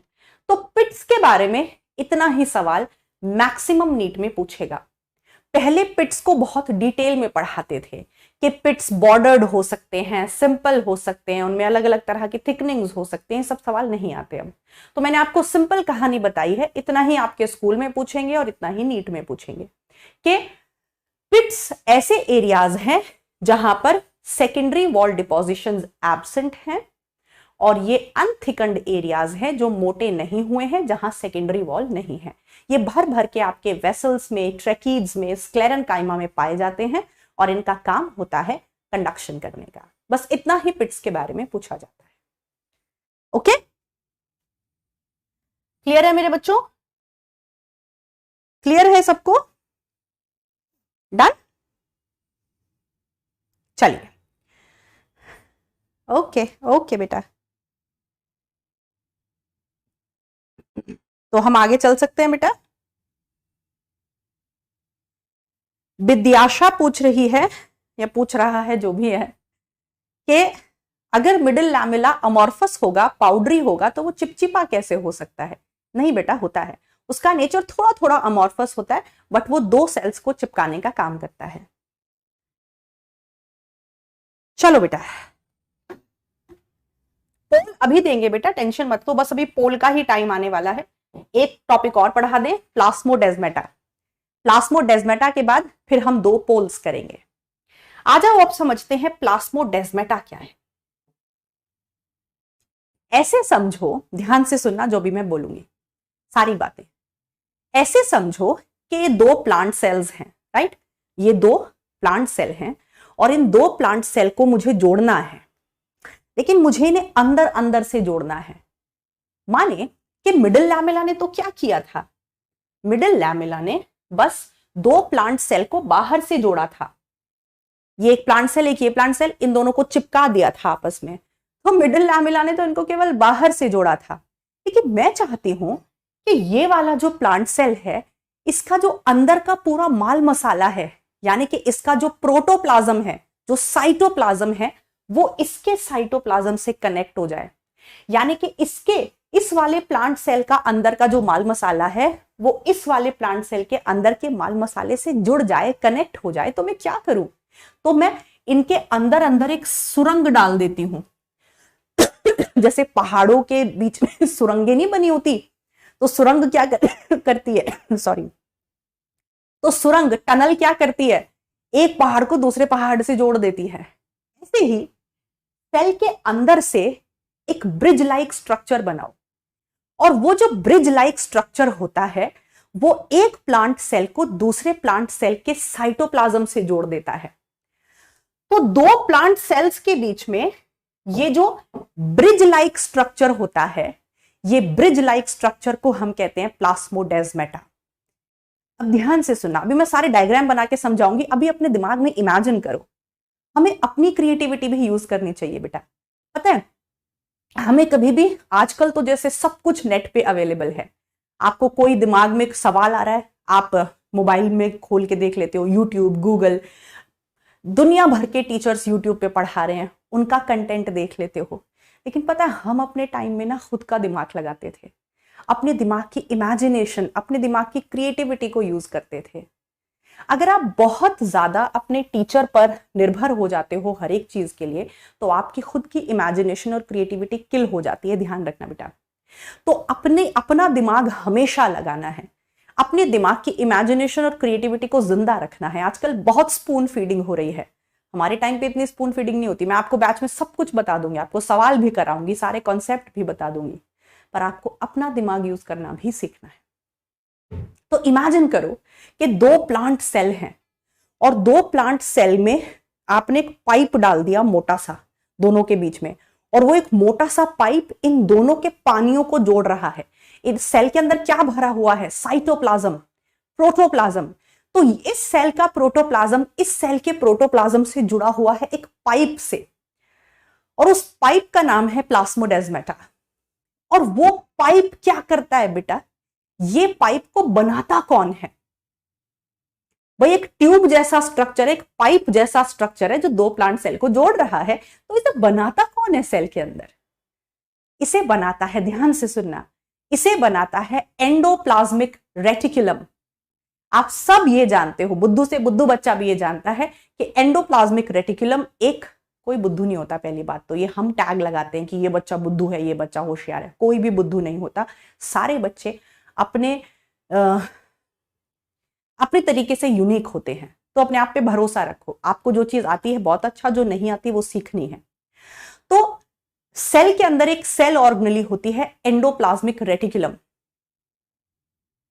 लेकिन उसी एंडोप्लाज्मिक रेटिकुलम को हम प्लांट्स के केस में बेटा डेस्मोटिब्यूल कह देते हैं। ध्यान से सुनो, ध्यान से सुनो।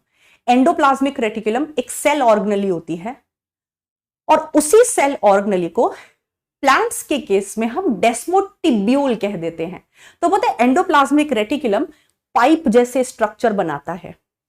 तो प्लांट्स के केस में जो एंडोप्लाज्मिक रेटिकुलम है वो एक पाइप जैसा स्ट्रक्चर बना देता है जो दो प्लांट सेल को जोड़ने का काम करता है, और उसी को हम प्लास्मोडेस्माटा कहते हैं।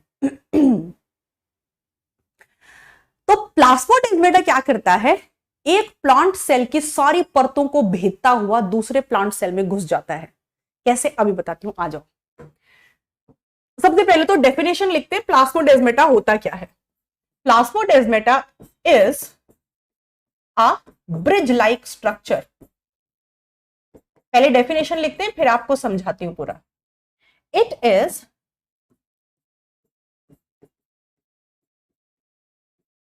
अ bridge like structure which connects, जिसका काम होता है, which connects the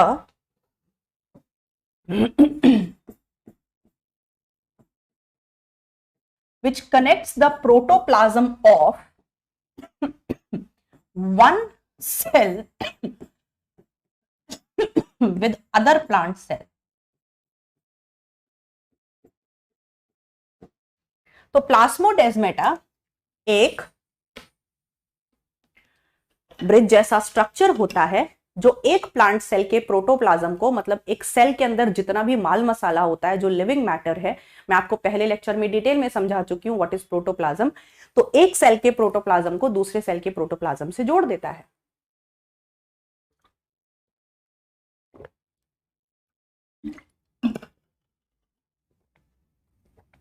या कई बार लिखा रहता है कि एक सेल के साइटोप्लाज्म को दूसरे सेल के साइटोप्लाज्म से जोड़ देता है। एक ही बात है। चलिए, बनता किस कैसे है, इसे बनाता कौन है, आ जाइए ये भी लिखते हैं। It is formed by extensions of, it is formed by extensions of endoplasmic reticulum।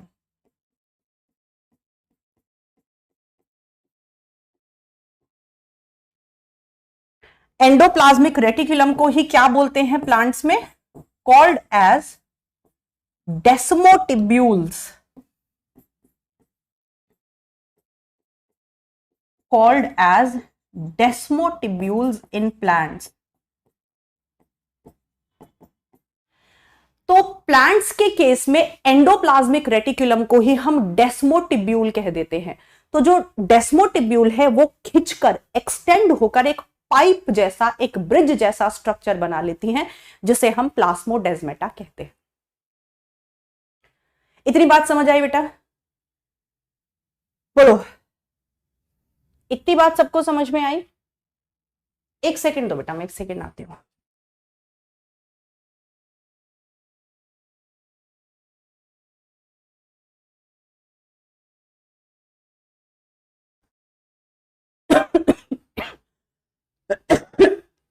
इतनी बात सबने लिख ली बेटा, समझ आ गया?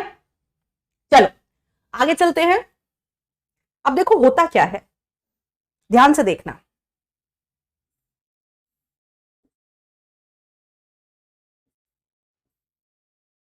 ये सेल वॉल है,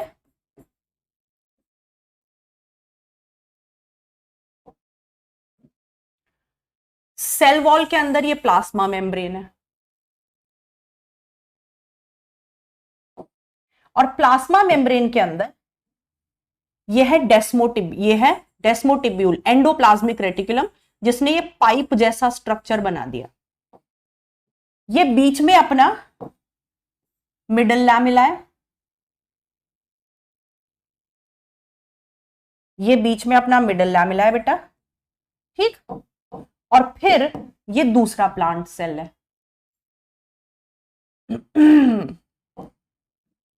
ये देखो, ये दूसरा प्लांट सेल है, ये दूसरे प्लांट सेल की सेल वॉल है, और ये डेस्मोटिब्यूल एंडोप्लाज्मिक रेटिकुलम है। अब ध्यान से देखना, मैं जो बातें बोलूंगी बेटा, ध्यान से सुनना, मैं जो बातें बोलूंगी ये जरूरी बातें हैं, इन पे बनता है सवाल। देखना मैं क्या समझाऊंगी अभी, ठीक बेटा। पुकारता चला हूं मैं गली गली बाहर की, बस एक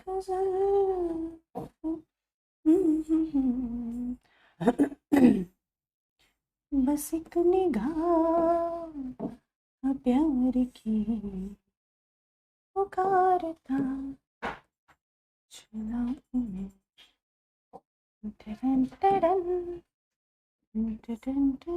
ये देखो बेटा, ध्यान से समझने की कोशिश करना, जो भी समझाऊंगी बड़ी प्यारी बात है। ये एक प्लांट सेल और ये दूसरा प्लांट सेल, ठीक। इन दोनों को जोड़ रहा था बीच में ये हमारा मिडिल लैमेला, इन दोनों को जोड़ रहा था मिडिल लैमेला। ये हमारी बाहर सेल वॉल हो गई, और ये हमारी पीले रंग की प्लाज्मा मेम्ब्रेन हो गई, ठीक है। बहुत प्यारी इंपॉर्टेंट बातें बताऊंगी, जिन पे जटिल सवाल बनते हैं वो सारे बच्चे ध्यान से सुनेंगे। और ये जो आपको बीच में ऑरेंज कलर का पाइप जैसा स्ट्रक्चर दिख रहा है, यही तो है प्लास्मोडेस्मेटा, यही तो है प्लास्मोडेस्मेटा।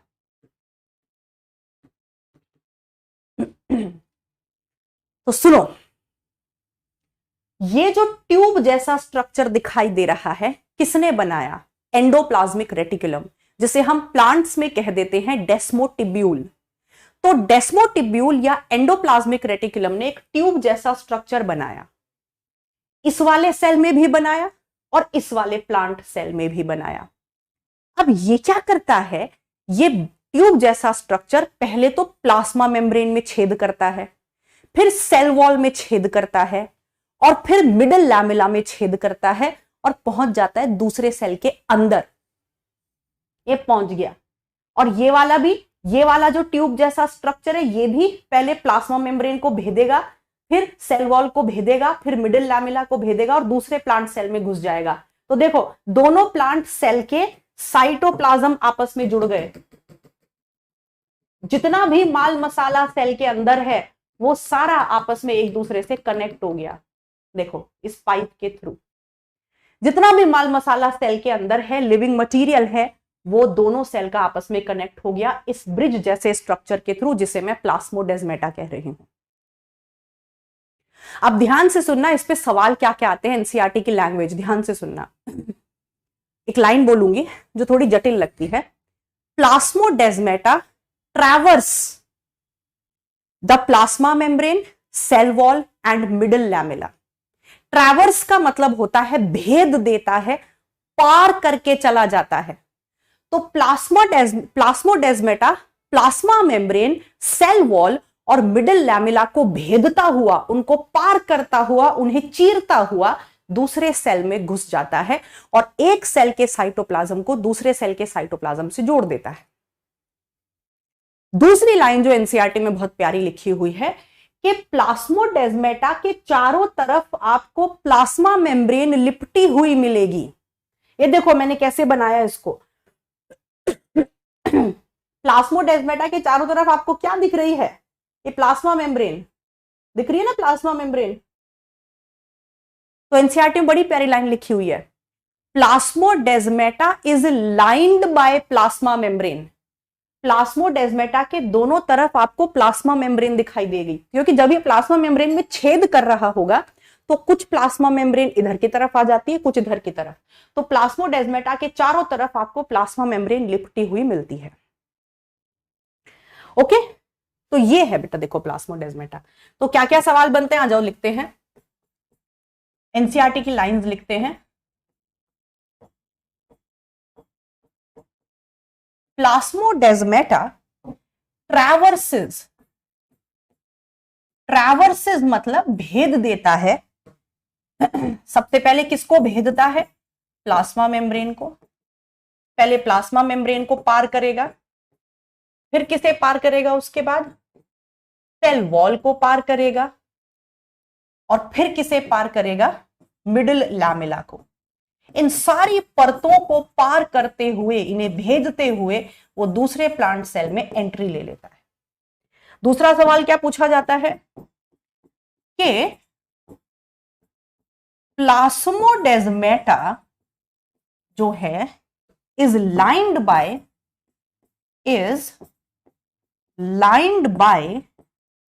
Plasma membrane.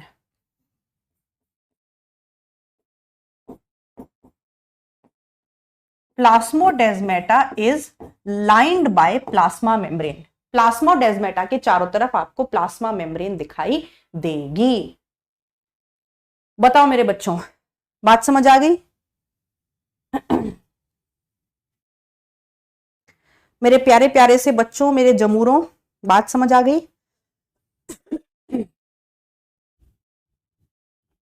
बात समझ आ गई बेटा? हाँ बेटा, प्लाज्मोडेस्माटा सारे प्लांट सेल्स में होते हैं, लेकिन सबसे ज्यादा प्लाज्मोडेस्माटल कनेक्शंस आपको मेरिस्टेमेटिक सेल्स में देखने को मिलते हैं। चलिए, एक बच्चा लिख रहा है चैट बॉक्स में, अरे भाई कथा सुन रहे हैं ऐसा लग रहा है। अच्छी बात तो है बेटा, आपको अगर पढ़ाई एक कथा की तरह लगने लगे तो मजा ही है।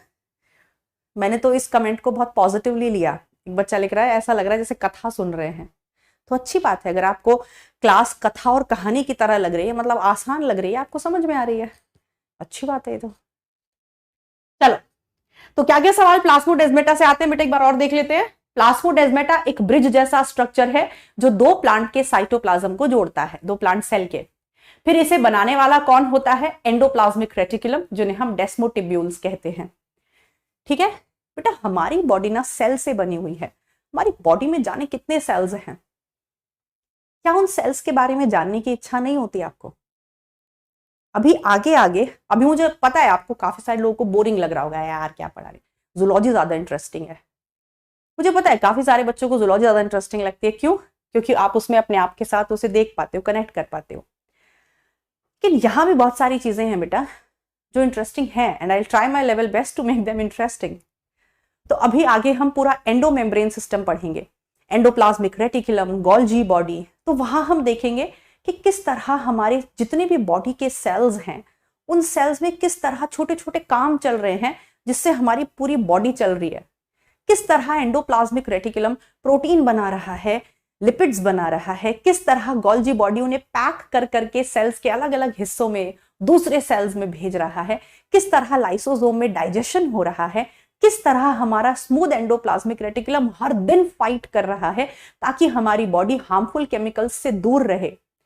तो क्या आपको क्यूरोसिटी नहीं होती है सब जानने की कि हमारी बॉडी जो इतने सारे सेल्स से मिलकर बनी हुई है, उन सेल्स के अंदर क्या क्या चल रहा है यार? तो आगे आने वाले कुछ लेक्चर्स में बहुत इंटरेस्टिंग होने वाला है ये चैप्टर। अभी तो हम थोड़ा बेस बना रहे हैं, थोड़ा प्लांट सेल्स के बारे में पढ़ रहे हैं, इसलिए आपको शायद बोरिंग लग रहा हो थोड़ा, लेकिन आगे बहुत इंटरेस्टिंग होने वाला है। हमें पता होना चाहिए कि हमारा जीवन कैसे चल रहा है, हमारे सेल के अंदर हर दिन हर समय 24/7 क्या चल रहा है जिसके कारण हम जिंदा हैं। तो ये बहुत इंटरेस्टिंग होने वाला है, आगे देखेंगे। ठीक है, हमें पता तो होना चाहिए भाई क्या चल रहा है हमारे सेल्स के अंदर जिससे हम जिंदा हैं। और ये चीज आपको मेडिकल कॉलेजेस में भी बहुत काम आएगी, बीमारियों को डायग्नोज करने में, बीमारियों को ठीक करने में। जब आपको ये पता होगा कि आपके सेल के अंदर क्या चल रहा है, सेल का कौन सा हिस्सा क्या काम करता है। चलिए, तो जो आपके प्लास्मोडेस्मेटा है वो एंडोप्लाज्मिक रेटिकुलम को ही खींचकर बनाया जाता है। प्लास्मोडेस्मेटा जो है वो पहले सेल वॉल को, प्लाज्मा मेम्ब्रेन को भेजता है, फिर सेल वॉल को, फिर मिडल लैमेला को, और उसके चारों तरफ प्लाज्मा मेम्ब्रेन प्रेजेंट होती है। बस यही क्वेश्चंस पूछे जाते हैं बेटा। ठीक है, चलिए देखो कुछ इस तरह का आपको दिखाई देता है प्लास्मोडेस्मेटा, राइट। ये एक प्लांट सेल है, ये दूसरा प्लांट सेल है, और इनके बीच में आपको ये ब्रिज जैसा स्ट्रक्चर दिखाई दे रहा है। ये प्लास्मोडेस्मेटा है जो दोनों के साइटोप्लाज्म को आपस में जोड़ दे रहा है। चलिए, अब एनसीईआरटी ने जो कुछ मैंने अभी तक आपको पढ़ाया पिछले लेक्चर में और आज के लेक्चर में, जो कुछ मैंने आपको पढ़ाया वो सारा एनसीईआरटी के इस पैराग्राफ में गिवन है। इस पैराग्राफ में सेल वॉल, मिडिल लैमेला, प्लास्मोडेस्मेटा, पिट्स सबके बारे में दिया हुआ है। तो आप कहोगे मैम आपने तो इतना सारा पढ़ाया, आपने पिछला लेक्चर भी इसमें निकाल दिया, आज का लेक्चर भी इसमें निकाल दिया। एनसीईआरटी में इतना सा दे रखा है क्योंकि एनसीईआरटी को समझने के लिए हमें बहुत डिटेल में जाना पड़ता है बेटा, तभी एनसीईआरटी समझ में आती है, राइट। और मैं ऑलरेडी बहुत धीरे धीरे और आराम आराम से पढ़ा रही हूँ ताकि बच्चों को दिक्कत ना हो। तो मेरी ये रिक्वेस्ट है, मैं जानबूझकर धीरे धीरे पढ़ा रही हूँ ताकि बैकलॉग बच्चों का कम से कम हो। तो जो नए बच्चे हैं बेटा प्लीज बैकलॉग निपटा लो। देखो एनसीईआरटी सेल वॉल के बारे में क्या कह रही है, हमें एनसीईआरटी भी साथ साथ रीड करना सीखना है। A non living rigid structure, देखो क्या कह रहा है एनसीईआरटी, देखो क्या कह रहा है सेल वॉल को। नॉन लिविंग माने डेड, रिजिड स्ट्रक्चर माने सख्त, के सेल वॉल एक मरी हुई एक सख्त स्ट्रक्चर है, called the cell wall, forms an outer covering for the plasma membrane of fungi and plants. Cell wall जो है वो एक नॉन लिविंग रिजिड लेयर होती है जो प्लाज्मा मेम्ब्रेन के चारों तरफ पाई जाती है। प्लांट सेल्स में, फंगल सेल्स में, सारे यूकैरियोटिक सेल्स में नहीं होती। आगे देखो क्या कह रही है, cell wall not only gives shape to the cell, cell wall not only gives shape to the cell and protects the cell from mechanical damage and infection, it also helps in cell to cell interaction. क्या कह रहा है कि cell wall shape भी देता है cell को mechanical injury से भी बचाता है, इन्फेक्शन से भी बचाता है, और सेल टू सेल इंटरैक्शन में भी मदद करता है। ये सारे पॉइंट्स मैं लिख चुकी हूं। And provides barrier to undesirable macromolecules, ये भी मैं लिख चुकी हूं कि जो बहुत बड़े बड़े साइज के मैक्रोमोलिक्यूल्स होते हैं जो सेल को नहीं चाहिए, अनडिजायरेबल हैं, उनको भी रोकता है। सेल वॉल किसके पास है, एल्गी के पास सेल वॉल है जो कि सेल्यूलोज, गैलेक्टन्स, मैनन्स और कैल्शियम कार्बोनेट की बनी होती है। ये हम पिछली क्लास में लिख चुके हैं। फिर प्लांट्स में सेल वॉल में सेल्यूलोज होता है, हेमीसेल्यूलोज होता है, पेक्टिन होते हैं, प्रोटीन्स होते हैं, ये भी हम लिख चुके हैं। फिर आगे एनसीईआरटी कहती है the cell wall of a young plant cell, जो यंग प्लांट सेल होता है उसकी सेल वॉल को हम प्राइमरी वॉल कहते हैं, इज केपेबल ऑफ ग्रोथ। देखो क्या कह रहा है, primary wall is capable of growth क्योंकि वो खिंच सकती है, which gradually diminishes as the cell matures, और ये प्राइमरी वॉल धीरे धीरे डिमिनिश होने लगती है, धुंधलाने लगती है जैसे जैसे प्लांट सेल मैच्योर हो जाता है।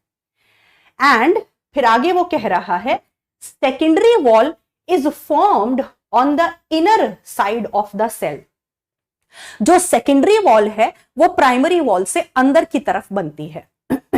फिर आगे देखते हैं क्या कह रहा है, the middle lamella is a layer mainly composed of calcium pectate.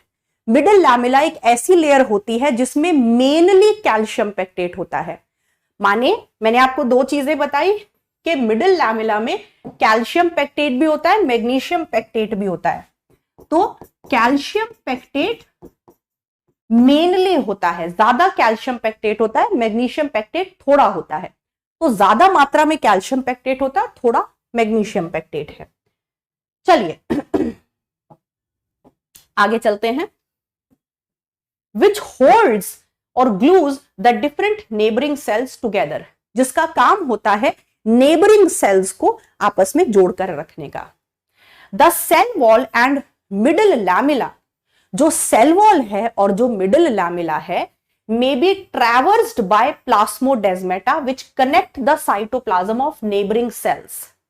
माने जो सेल वॉल है और जो मिडल लैमिला है उसको एक ऐसा स्ट्रक्चर है जो ट्रैवर्स कर सकता है, जो पार कर सकता है, और वो है प्लास्मोडेस्मेटा, जो कि दो नेबरिंग सेल्स के साइटोप्लाज्म को कनेक्ट करता है। तो बस एनसीईआरटी में इतना ही लिखा हुआ है। हमने काफी सारी चीजें बताई क्योंकि हमें नीट को भी प्रिपेयर करना है, तो इसीलिए मैंने बोला कि जितना मैंने तुम्हें बता दिया उतना मोर देन इनफ है, इससे ज्यादा पढ़ने की जरूरत नहीं है। बस इतना याद कर लेना, अपने टीचर पे भरोसा रखो। हम 10-12 साल से पढ़ा रहे हैं, बहुत सारे बच्चे हमने सेलेक्ट करवा दिए हैं, बड़े बड़े मेडिकल कॉलेजेस में हैं, तो आपको हम पे भरोसा करना पड़ेगा। जितना हम क्लास में बता रहे हैं उतना जरूरत से ज्यादा है, कम नहीं है। तो बस क्लास को ध्यान से सुनो, नोट्स को ध्यान से पढ़ो, एनसीईआरटी पढ़ो, क्वेश्चंस करो, इतना बहुत है। इतना रोज करो, लगातार करो, तुम्हारे सिलेक्शन को कोई नहीं रोक सकता। ठीक है। अगर कंफ्यूज्ड रहोगे कि वो वाले कोचिंग इंस्टीट्यूट में तो वो वाले टीचर ने ये बताया है, उनके जो है मॉड्यूल्स में तो ये लिखा हुआ है, हमारे टीचर ने तो ये बताया ही नहीं है, तो इसी सब में रह जाओगे, पढ़ाई पीछे छूट जाएगी। ठीक है, चलिए अब पोल टाइम हो गया है। चलिए पोल के लिए रेडी हो जाओ, सारे बच्चे जवाब देंगे। और मैं उम्मीद करती हूं बेटा कि इतना पढ़ाने के बाद, इतना धीरे धीरे पढ़ाने के बाद आज 100% बच्चा इस सवाल का जवाब सही देगा। Plasmodesmata are formed by the extensions of plasmodesmata किनके एक्सटेंशन से बनता है? मैं पोल स्टार्ट कर रही हूं, 30 सेकेंड का पोल रख रही हूं। आई हैव स्टार्टेड द पोल। चलिए फटाक से जवाब दीजिए। जिनको पोल देखने में दिक्कत है वो चैट बॉक्स में जवाब दे सकते हैं। जिनको पोल देखने में दिक्कत है वो चैट बॉक्स में जवाब दे सकते हैं। सो प्लास्मोडेस्मेटा किसके एक्सटेंशंस से बनाए जाते हैं? गोल्जी बॉडी, डेस्मोटिब्यूल्स, माइटोकॉन्ड्रिया या वैक्यूल?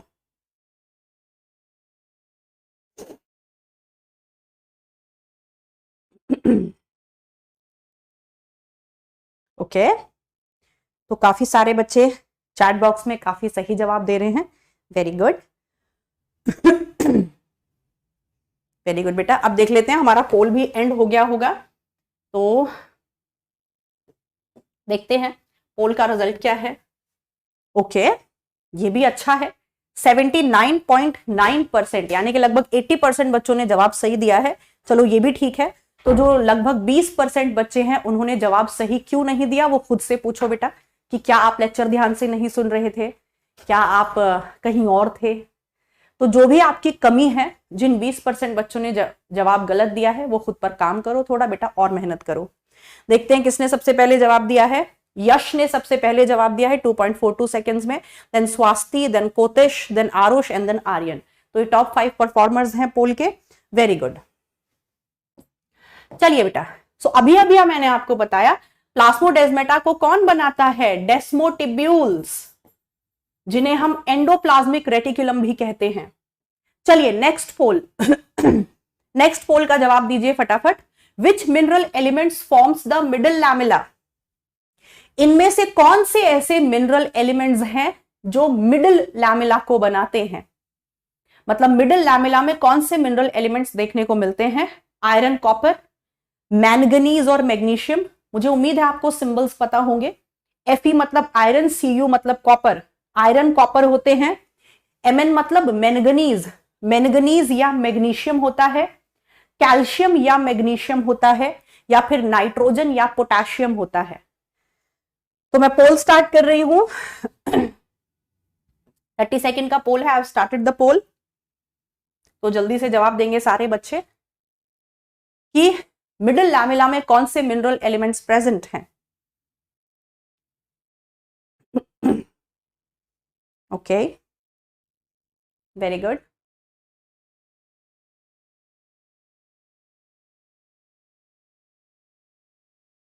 तो चैट बॉक्स में तो लगभग सारे ही बच्चों ने आंसर सही दिया है, वेरी गुड बेटा। अब हम देखते हैं पोल का रिजल्ट क्या रहा है। अरे वाह, क्या बात है, इंप्रेस कर दिया तुमने तो यार। 90% बच्चों ने पोल में जवाब सही दिया है, वेरी गुड वेरी गुड, अच्छा लगता है देख के।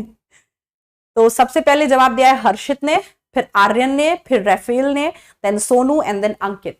तो ये टॉप 5 परफॉर्मेंस है। जिन बच्चों ने पोल नहीं दे पाए हैं वो चैट बॉक्स में भी ऑलमोस्ट सारे ही बच्चे सही जवाब दे रहे हैं, that is C, very good बेटा।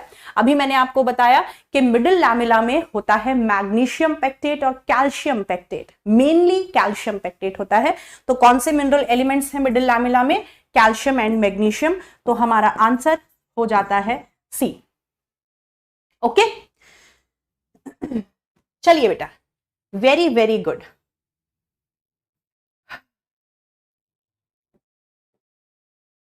चलिए अब चलते हैं प्लाज्मा मेम्ब्रेन पर। बाप रे, मैं कितना कुछ सोच के आती हूं, मैं इतना कुछ सोच के आती हूँ कि आज की क्लास में ये भी करा दूंगी, ये भी करा दूंगी, ये भी करा दूंगी। आज की क्लास में मैं सोच कर आई थी कि मैं सेल वॉल भी पूरा करा दूंगी और मैं प्लाज्मा मेम्ब्रेन भी पूरी करा दूंगी, लेकिन मैंने सिर्फ सेल वॉल ही करा पाई। तो बेटा समझो, मैं ऑलरेडी तुम्हें बहुत धीरे धीरे पढ़ा रही हूँ, आप भी मेहनत करो, समझो चीजों को और बैकलॉग मत होने दो। चलिए अब आपको कुछ बेसिक पॉइंट्स प्लाज्मा मेम्ब्रेन के बारे में बताती हूँ, क्योंकि हमारे पास मुझे लगता है लगभग 10 से 12 मिनट बची हैं। तो हम आज की क्लास में प्लाज्मा मेम्ब्रेन से रिलेटेड बेसिक बातें डिस्कस करेंगे, फिर कल के लेक्चर में हम प्लाज्मा मेम्ब्रेन की डिटेल में जाएंगे। तो समझो बेटा, प्लाज्मा मेम्ब्रेन या जिसे हम सेल मेम्ब्रेन भी कह देते हैं, वो किसी भी सेल की बाउंड्री को तय करती है और ये धरती पर प्रेजेंट हर एक लिविंग सेल में है। जितने भी लिविंग ऑर्गेनिज्म धरती पर हैं, हर एक लिविंग सेल के पास प्लाज्मा मेम्ब्रेन है। सेल वॉल तो सबके पास नहीं होती, लेकिन प्लाज्मा मेम्ब्रेन सबके पास होती है। और एक बड़ी इंटरेस्टिंग बात है कि जितने भी लिविंग सेल्स धरती पर हैं, चाहे वो बैक्टीरिया का सेल हो, चाहे वो युगलिना का सेल हो, अमीबा का सेल हो, हाथी का सेल हो, घोड़े का सेल हो, चींटी का सेल हो, जितने भी लिविंग ऑर्गेनिज्म धरती पर हैं, सबके सेल्स के पास जो प्लाज्मा मेम्ब्रेन है उनका स्ट्रक्चर लगभग एक जैसा है। यानी कि जितने भी लिविंग ऑर्गेनिज्म धरती पर हैं, प्लाज्मा मेम्ब्रेन सबकी लगभग एक जैसी है। और उसे समझाने के लिए एक मॉडल पिक्चर में आया है। प्लाज्मा मेम्ब्रेन कैसी होती है उसके स्ट्रक्चर को समझाने के लिए बहुत सारे मॉडल्स पिक्चर में हैं, जिन्हें मैं नहीं बताऊंगी क्योंकि नहीं बताना चाहिए। पुराने मॉडल्स में क्यों पढ़ाऊं जब उन पे सवाल ही नहीं आता। सैंडविच मॉडल, लैमेलर मॉडल, बहुत सारे मॉडल थे। लेकिन आज की तारीख में जो सबसे वाइडली एक्सेप्टेड मॉडल है वो है फ्लूड मोज़ेक मॉडल, जो कि सिंगर और निकोलसन ने दिया था। उसे ही आज की तारीख में वो एक्सेप्टेड है और वही एनसीईआरटी में गिवन है। तो प्लाज्मा मेम्ब्रेन के स्ट्रक्चर को अगर मुझे समझना है तो मैं सिंगर निकोलसन के मॉडल को समझूंगी, जिस मॉडल का नाम है फ्लूड मोज़ेक मॉडल। बड़ा इंटरेस्टिंग नाम है, फ्लूड मोज़ेक मॉडल। इसका मतलब है कि जो प्लाज्मा मेम्ब्रेन होती है बेटा, उसका नेचर फ्लूड जैसा होता है, मतलब बहने जैसा, माने फ्लेक्सिबल। माने प्लाज्मा मेम्ब्रेन सेल वॉल की तरह सख्त नहीं है, वो फ्लेक्सिबल है। और मोज़ेक का मतलब है कि प्लाज्मा मेम्ब्रेन में लिपिड और प्रोटीन दोनों एक साथ मिश्रण में पाए जाते हैं। मोज़ेक का मतलब होता है मिक्सचर। पहले जो पुराने मॉडल्स थे वो ये मानते थे कि प्लाज्मा मेम्ब्रेन में जो प्रोटीन होते हैं वो अलग लेयर में होते हैं और जो लिपिड्स होते हैं वो दूसरी लेयर में होते हैं। दोनों आपस में मिक्स्ड नहीं होते, दोनों आपस में जो है मिक्सचर नहीं बनाते। लिपिड एकदम अलग लेयर में होते हैं, प्रोटीन एकदम अलग लेयर में होते हैं, जबकि ऐसा नहीं है। लिपिड्स के अंदर ही प्रोटीन धसे रहते हैं। यानी कि प्लाज्मा मेम्ब्रेन में लिपिड और प्रोटीन एक साथ प्रेजेंट होते हैं, एक साथ। इसे कहते हैं मोज़ेक, मिक्सचर। तो इसीलिए इस मॉडल का नाम पड़ा फ्लूड मोज़ेक मॉडल, राइट। तो प्लाज्मा मेम्ब्रेन में हम क्या लिखेंगे बेटा? That the structure of plasma membrane, the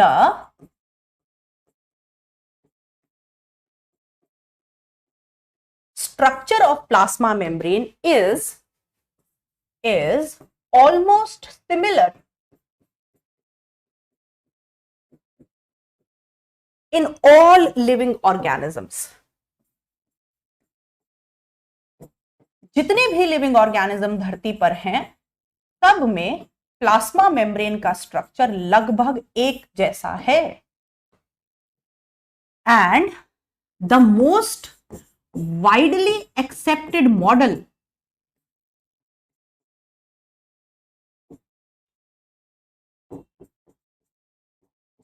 plasma membrane को समझाने के लिए जो सबसे ज्यादा एक्सेप्टेड मॉडल है उसका नाम है फ्लूइड मोज़ेक मॉडल। उसका नाम है fluid mosaic model. Given by कौन से साइंटिस्ट ने दिया? गिवन बाय सिंगर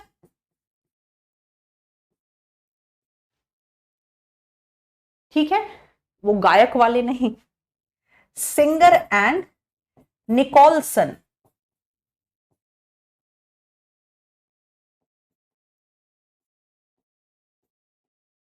मॉडल ठीक है।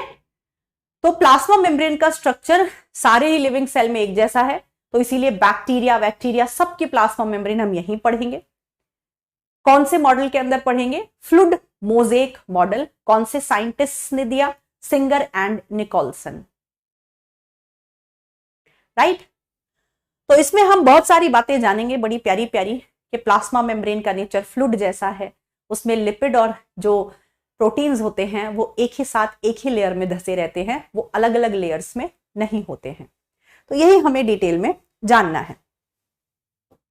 तो आ जाइए, सबसे पहले बात करते हैं कॉम्पोजिशन ऑफ प्लाज्मा मेम्ब्रेन की। प्लाज्मा मेम्ब्रेन कौन कौन सी चीजों से मिलकर बनी है, पहले ये जान लेते हैं। आ जाओ जानते हैं बेटा। सबसे पहले तो प्लाज्मा मेम्ब्रेन में होते हैं लिपिड्स। अब काफी सारे बच्चे चैट में लिखेंगे कि मैम लिपिड्स क्या होते हैं? लिपिड्स होते हैं बेटा फैट। जो फैटी सब्सटेंसेस होते हैं उन्हें हम लिपिड्स कहते हैं। तो प्लाज्मा मेम्ब्रेन में जो लिपिड है उनकी मात्रा 20 से 70% हो सकती है। एक बात और आपको बता दूं बेटा कि ये तो डिसाइडेड है, ये तो तय है कि प्लाज्मा मेम्ब्रेन में क्या क्या होगा, लेकिन कितना होगा ये सेल टू सेल वेरी करता है। ध्यान से सुनना।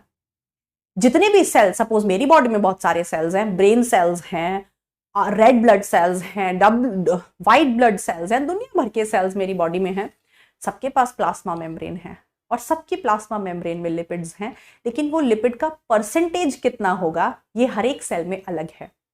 मेरे ब्रेन सेल्स में मे बी 40% हो लिपिड का कंटेंट, मेरे जो रेड ब्लड सेल्स हैं उनमें लिपिड कंटेंट 40% है, यानी कि लिपिड का कंटेंट कितना होगा ये सेल टू सेल वेरी करता है। इसीलिए मैंने एक रेंज आपके सामने लिखी है, 20 to 70% लिपिड्स हो सकते हैं प्लाज्मा मेम्ब्रेन में। अब बात आती है कि वो कौन कौन से तरह के लिपिड्स हैं जो सेल मेम्ब्रेन में देखने को मिलते हैं। बेटा प्लाज्मा मेम्ब्रेन में 3 तरह के लिपिड्स देखने को मिलते हैं, 3 तरह के फैटी सब्सटेंसेस। सबसे पहले होते हैं फॉस्फोलिपिड्स। बहुत इंपॉर्टेंट बात है, सबसे पहले होते हैं फॉस्फोलिपिड्स।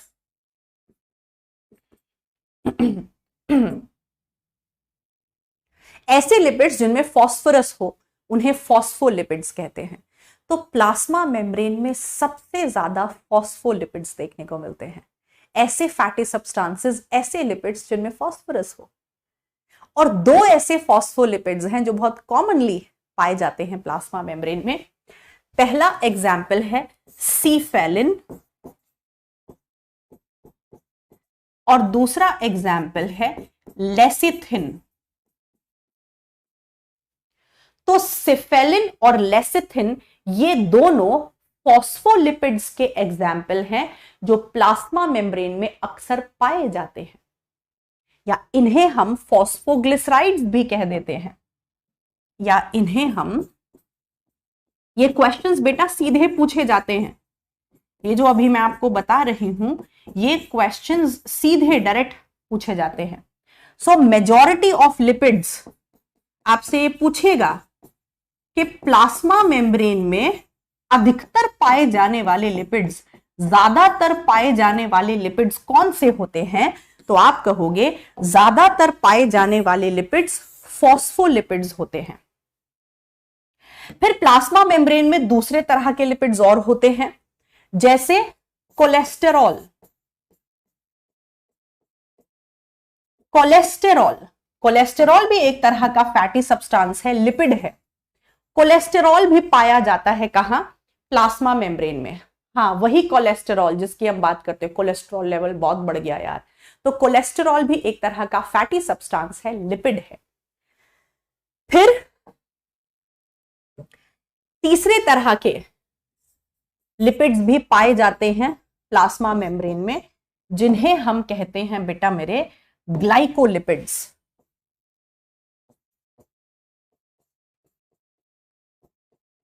ग्लाइकोलिपिड्स ऐसे लिपिड्स जिनके साथ शुगर जुड़ी हुई हो, कार्बोहाइड्रेट जुड़ा हुआ हो, कार्बोहाइड्रेट प्लस लिपिड्स। तो ऐसे लिपिड्स जिनके साथ शुगर जुड़ी हुई पाई जाती है उनको ग्लाइकोलिपिड्स कहते हैं। तो सीधा सवाल आता है बेटा कि जो प्लाज्मा मेम्ब्रेन है उसमें कौन कौन से तरह के लिपिड्स देखने को मिलते हैं, फैटी सब्सटेंस। 3 तरह के लिपिड हैं जो प्लाज्मा मेम्ब्रेन में देखने को मिलते हैं। सबसे पहले हैं फॉस्फोलिपिड्स, दूसरे हैं कोलेस्टेरॉल और तीसरे हैं ग्लाइकोलिपिड्स। ये तीनों तरह के लिपिड्स प्लाज्मा मेम्ब्रेन में देखने को मिलते हैं, पहला सवाल। दूसरा सवाल पूछेगा कि प्लाज्मा मेम्ब्रेन में पाए जाने वाले सबसे ज्यादा कौन से लिपिड्स हैं, तो आप कहोगे फॉस्फोलिपिड्स या फॉस्फोग्लिसराइड्स। क्लियर? चलिए, फिर लिपिड्स के बाद दूसरी क्या चीज देखने को मिलती है प्लाज्मा मेम्ब्रेन में, प्रोटीन्स।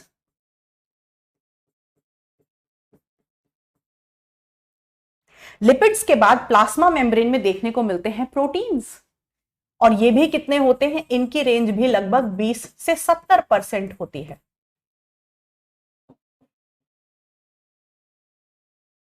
ठीक है मैम, समझ आ गया। अब प्रोटीन्स कैसे कैसे हो सकते हैं तो मैं आपको बताती हूं बेटा। प्रोटीन्स पहले on the basis of function, पहले मैं बताऊंगी आपको on the basis of function. Function के बेसिस पर प्लाज्मा मेम्ब्रेन में 3 तरह के प्रोटीन देखने को मिलते हैं। स्ट्रक्चरल प्रोटीन्स,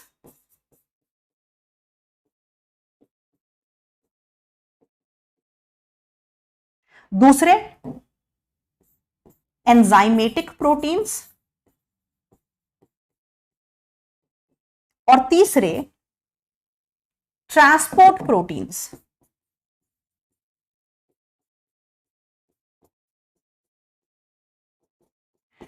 जिन्हें हम चैनल या कैरियर प्रोटीन्स भी कह देते हैं।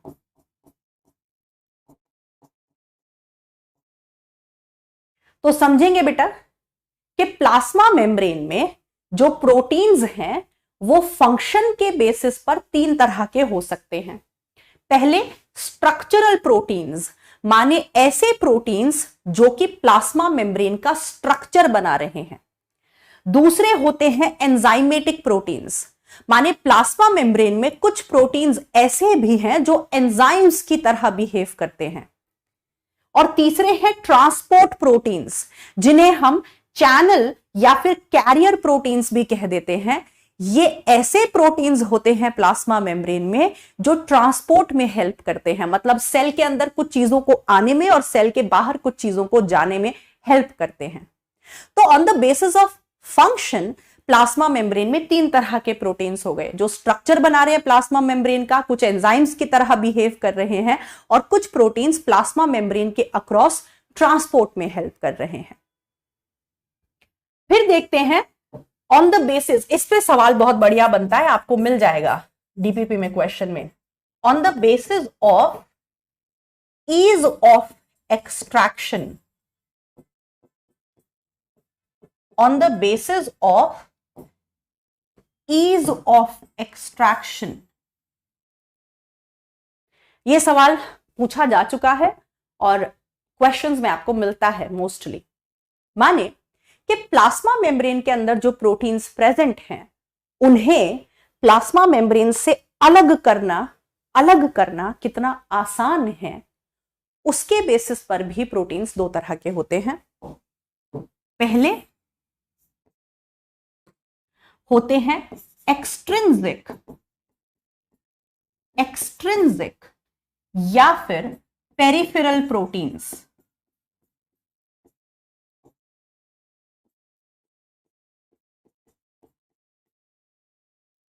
और दूसरे होते हैं इंट्रिंसिक या इंटीग्रल प्रोटीन्स।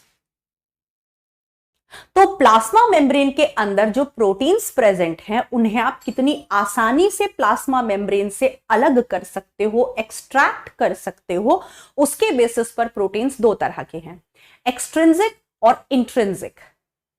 ऐसे प्रोटीन्स जिनको प्लाज्मा मेम्ब्रेन से अलग करना बहुत आसान है, आसानी से ये काम हो जाता है, वो एक्सट्रिंसिक प्रोटीन्स हैं। और ऐसे प्रोटीन्स जिनको प्लाज्मा मेम्ब्रेन से अलग करना थोड़ा बड़ा काम होता है, ज्यादा अटैचमेंट है, वो इंट्रिंसिक प्रोटीन्स हैं। तो extrinsic and intrinsic proteins are easy to extract, इन्हें अलग करना आसान होता है, लेकिन जो इंट्रिंसिक प्रोटीन्स होते हैं they are difficult to extract, उन्हें अलग करना आसान नहीं होता है। ठीक है बेटा। तो प्लाज्मा मेम्ब्रेन के अंदर मेनली 2 चीजें पाई जाती हैं, पहले हैं लिपिड्स और दूसरे हैं प्रोटीन्स। लिपिड्स में सबसे ज्यादा पाए जाने वाले फॉस्फोलिपिड्स होते हैं, फिर कोलेस्टेरॉल भी होता है, ग्लाइकोलिपिड्स भी होते हैं। प्रोटीन्स, कुछ प्रोटीन्स स्ट्रक्चरल होते हैं, कुछ एंजाइमेटिक होते हैं, कुछ ट्रांसपोर्ट प्रोटीन्स होते हैं। ऐसे प्रोटीन्स जिनको आसानी से अलग किया जा सकता है वो एक्सट्रिंसिक या पेरिफेरल प्रोटीन्स हैं, जिनको थोड़ा मुश्किल होती है वो इंट्रिंसिक या इंटीग्रल प्रोटीन्स होते हैं। इन पे सीधा सवाल आता है बेटा इन चीजों पर। ओके। इसके अलावा प्लाज्मा मेम्ब्रेन में और क्या देखने को मिलता है? इसके अलावा भी प्लाज्मा मेम्ब्रेन में कुछ चीजें होती हैं। लिपिड और प्रोटीन तो मेन है जो प्लाज्मा मेम्ब्रेन में देखने को मिलता है, और प्लाज्मा मेम्ब्रेन में थोड़ा पानी भी होता है, लगभग 20% पानी भी होता है प्लाज्मा मेम्ब्रेन में। फिर प्लाज्मा मेम्ब्रेन में आपके कार्बोहाइड्रेट्स भी होते हैं, थोड़े बहुत शुगर्स भी होती हैं, और वो कितनी होती हैं? लगभग 1 से 5%। तो कुछ शुगर्स भी पाई जाती हैं प्लाज्मा मेम्ब्रेन में, और वो कौन सी शुगर्स होती हैं? हेक्सोज शुगर्स, मतलब 6 कार्बन वाली शुगर। ठीक है। तो बस ये होता है प्लाज्मा मेम्ब्रेन में, लिपिड्स होते हैं, प्रोटीन्स होते हैं, थोड़ा पानी होता है 20% लगभग, और कुछ शुगर्स, कुछ कार्बोहाइड्रेट्स भी प्लाज्मा मेम्ब्रेन से जुड़ी हुई पाई जाती हैं जो 1 से 5% होती हैं, और वो हेक्सोज शुगर होती है, मोस्टली 6 कार्बन शुगर होती है। ओके। तो ये हो गया हमारा कॉम्पोजिशन ऑफ प्लाज्मा मेम्ब्रेन। और जैसा कि मैं देख पा रही हूँ टाइम थोड़ा ओवर हो गया है, 5 मिनट ऊपर हो गए हैं, कोई बात नहीं, थोड़ा बहुत तो टाइम ऊपर होना भी चाहिए बेटा, मेहनत तो करनी पड़ेगी। चलिए, तो इसके आगे की कहानी हम कल की क्लास में कंटिन्यू करेंगे। ओके, आज के लिए इतना रखते हैं बेटा, इसके आगे की कहानी कल की क्लास में मैं आपको बताऊंगी। ठीक है। आपको कुछ होमवर्क दूंगी, वो होमवर्क कर लेना, और याद से अपनी डीपीपी सॉल्व कर लेना। ये नियम बना लो बेटा कि हर एक लेक्चर को पहले तो ध्यान से सुनना है, लेक्चर में साथ साथ चीजों को याद करना है, लेक्चर खत्म होते ही एक बार फटाफट से रिवाइज करके तुरंत डीपीपीज सॉल्व कर लेनी है। क्योंकि जब तक आप क्वेश्चन सॉल्व नहीं करोगे ना बेटा, तब तक मजा नहीं आएगा, तब तक आपको आईना दिखाई नहीं देगा कि आपने पढ़ा है या नहीं पढ़ा। तो जो डीपीपीज में आप क्विज की फॉर्म में फटाफट से क्वेश्चन कर लोगे, उससे आपको समझ में आ जाएगा हाँ यार हमने सुना है लेक्चर को ध्यान से। और अगर नहीं सुना, आपसे वो क्वेश्चन नहीं हो पा रहा, तो जल्दी से लेक्चर पे जाओ और उस कॉन्सेप्ट को दोबारा सुनो।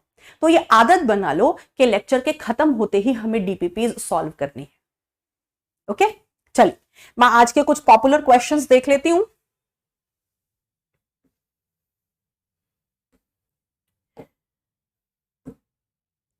जो बच्चों ने पूछे हो, व्हाट इज लिग्निन, कुछ कॉमन क्वेश्चंस देख लेते हैं बेटा एक बार। जिनको मन है वो सुन सकते हैं, जिनको नहीं मन है वो लेक्चर को छोड़कर जा सकते हैं। कुछ कॉमन क्वेश्चंस देख लेते हैं। लिग्निन क्या होता है? लिग्निन भी बेटा एक तरह का बायोमोलिक्यूल होता है, जैसे आपका शुगर होती है, जैसे फैट होता है, इस तरह से लिग्निन भी एक तरह का बायोमोलिक्यूल है। Ma'am, cell wall provides protection, so how it is fully permeable? Fully permeable का मतलब है बेटा ऐसी चीजें जो सेल के लिए नुकसानदायक नहीं है, उन सारी ही चीजों को सेल वॉल अंदर आसानी से जाने देती है। इसका मतलब है फुल्ली परमिएबल। लेकिन प्लाज्मा मेम्ब्रेन जो सेल को चीजें नुकसान नहीं भी पहुंचाती, उनमें से भी चीजों को चुनकर भेजती है, तो इसलिए हम कहते हैं प्लाज्मा मेम्ब्रेन सेलेक्टिवली परमिएबल होती है। देन डेफिनेशन ऑफ इंट्यूससेप्शन और एक्रीशन, ये सिद्धि चौधरी ने और बहुत सारे और बच्चों ने पूछा है, 31 बच्चों ने। इंट्यूससेप्शन और एक्रीशन के बीच में क्या अंतर होता है? बेटा इंट्यूससेप्शन का मतलब होता है बिल्कुल नए सिरे से किसी चीज को बनाना, एकदम शुरुआत से एकदम नए सिरे से किसी नई चीज को बनाना, वो इंट्यूससेप्शन है। और एक्रीशन का मतलब होता है जब किसी बनी बनाई चीज पर हम सिर्फ मटेरियल्स को चढ़ाते रहते हैं, तो वो एक्रीशन होता है। सफिल भट्ट ने पूछा है पिट्स कंडक्शन में किस तरह से मदद करते हैं? क्योंकि बेटा पिट्स जो जहां मोटी वॉल नहीं होगी, जहां सेकेंडरी वॉल नहीं होगी, वो पिट्स होते हैं। तो पिट्स के थ्रू जो पानी और मिनरल्स हैं आसानी से पास कर जाते हैं, ट्रैकिड्स और वेसल्स में हेल्प करते हैं। सौरभ कह रहा है कल बोर्ड का रिजल्ट आएगा, मेरा पढ़ाई में मन नहीं लग रहा। तो बेटा अब तो जो हो गया हो गया। और ये 22 बच्चे ऐसे हैं जो इस चीज को सेम फील कर रहे हैं, बाप रे। तो बेटा जो हो गया सो हो गया, उसमें क्या टेंशन लेनी है। आगे का देखो, आगे का अपना अच्छा बनाओ, ठीक है। देबरपन ने पूछा how primary cell wall can grow as it is a dead part. तो बच्चों ने पूछा है कि अगर सेल वॉल डेड है, चाहे वो प्राइमरी सेल वॉल ही क्यों ना हो, तो वो ग्रो कैसे कर सकती है? ग्रो करने का मतलब ये नहीं है बेटा, ग्रो करने का मतलब है वो खिंच सकती है, एक्सपैंड हो सकती है। ओके, चलिए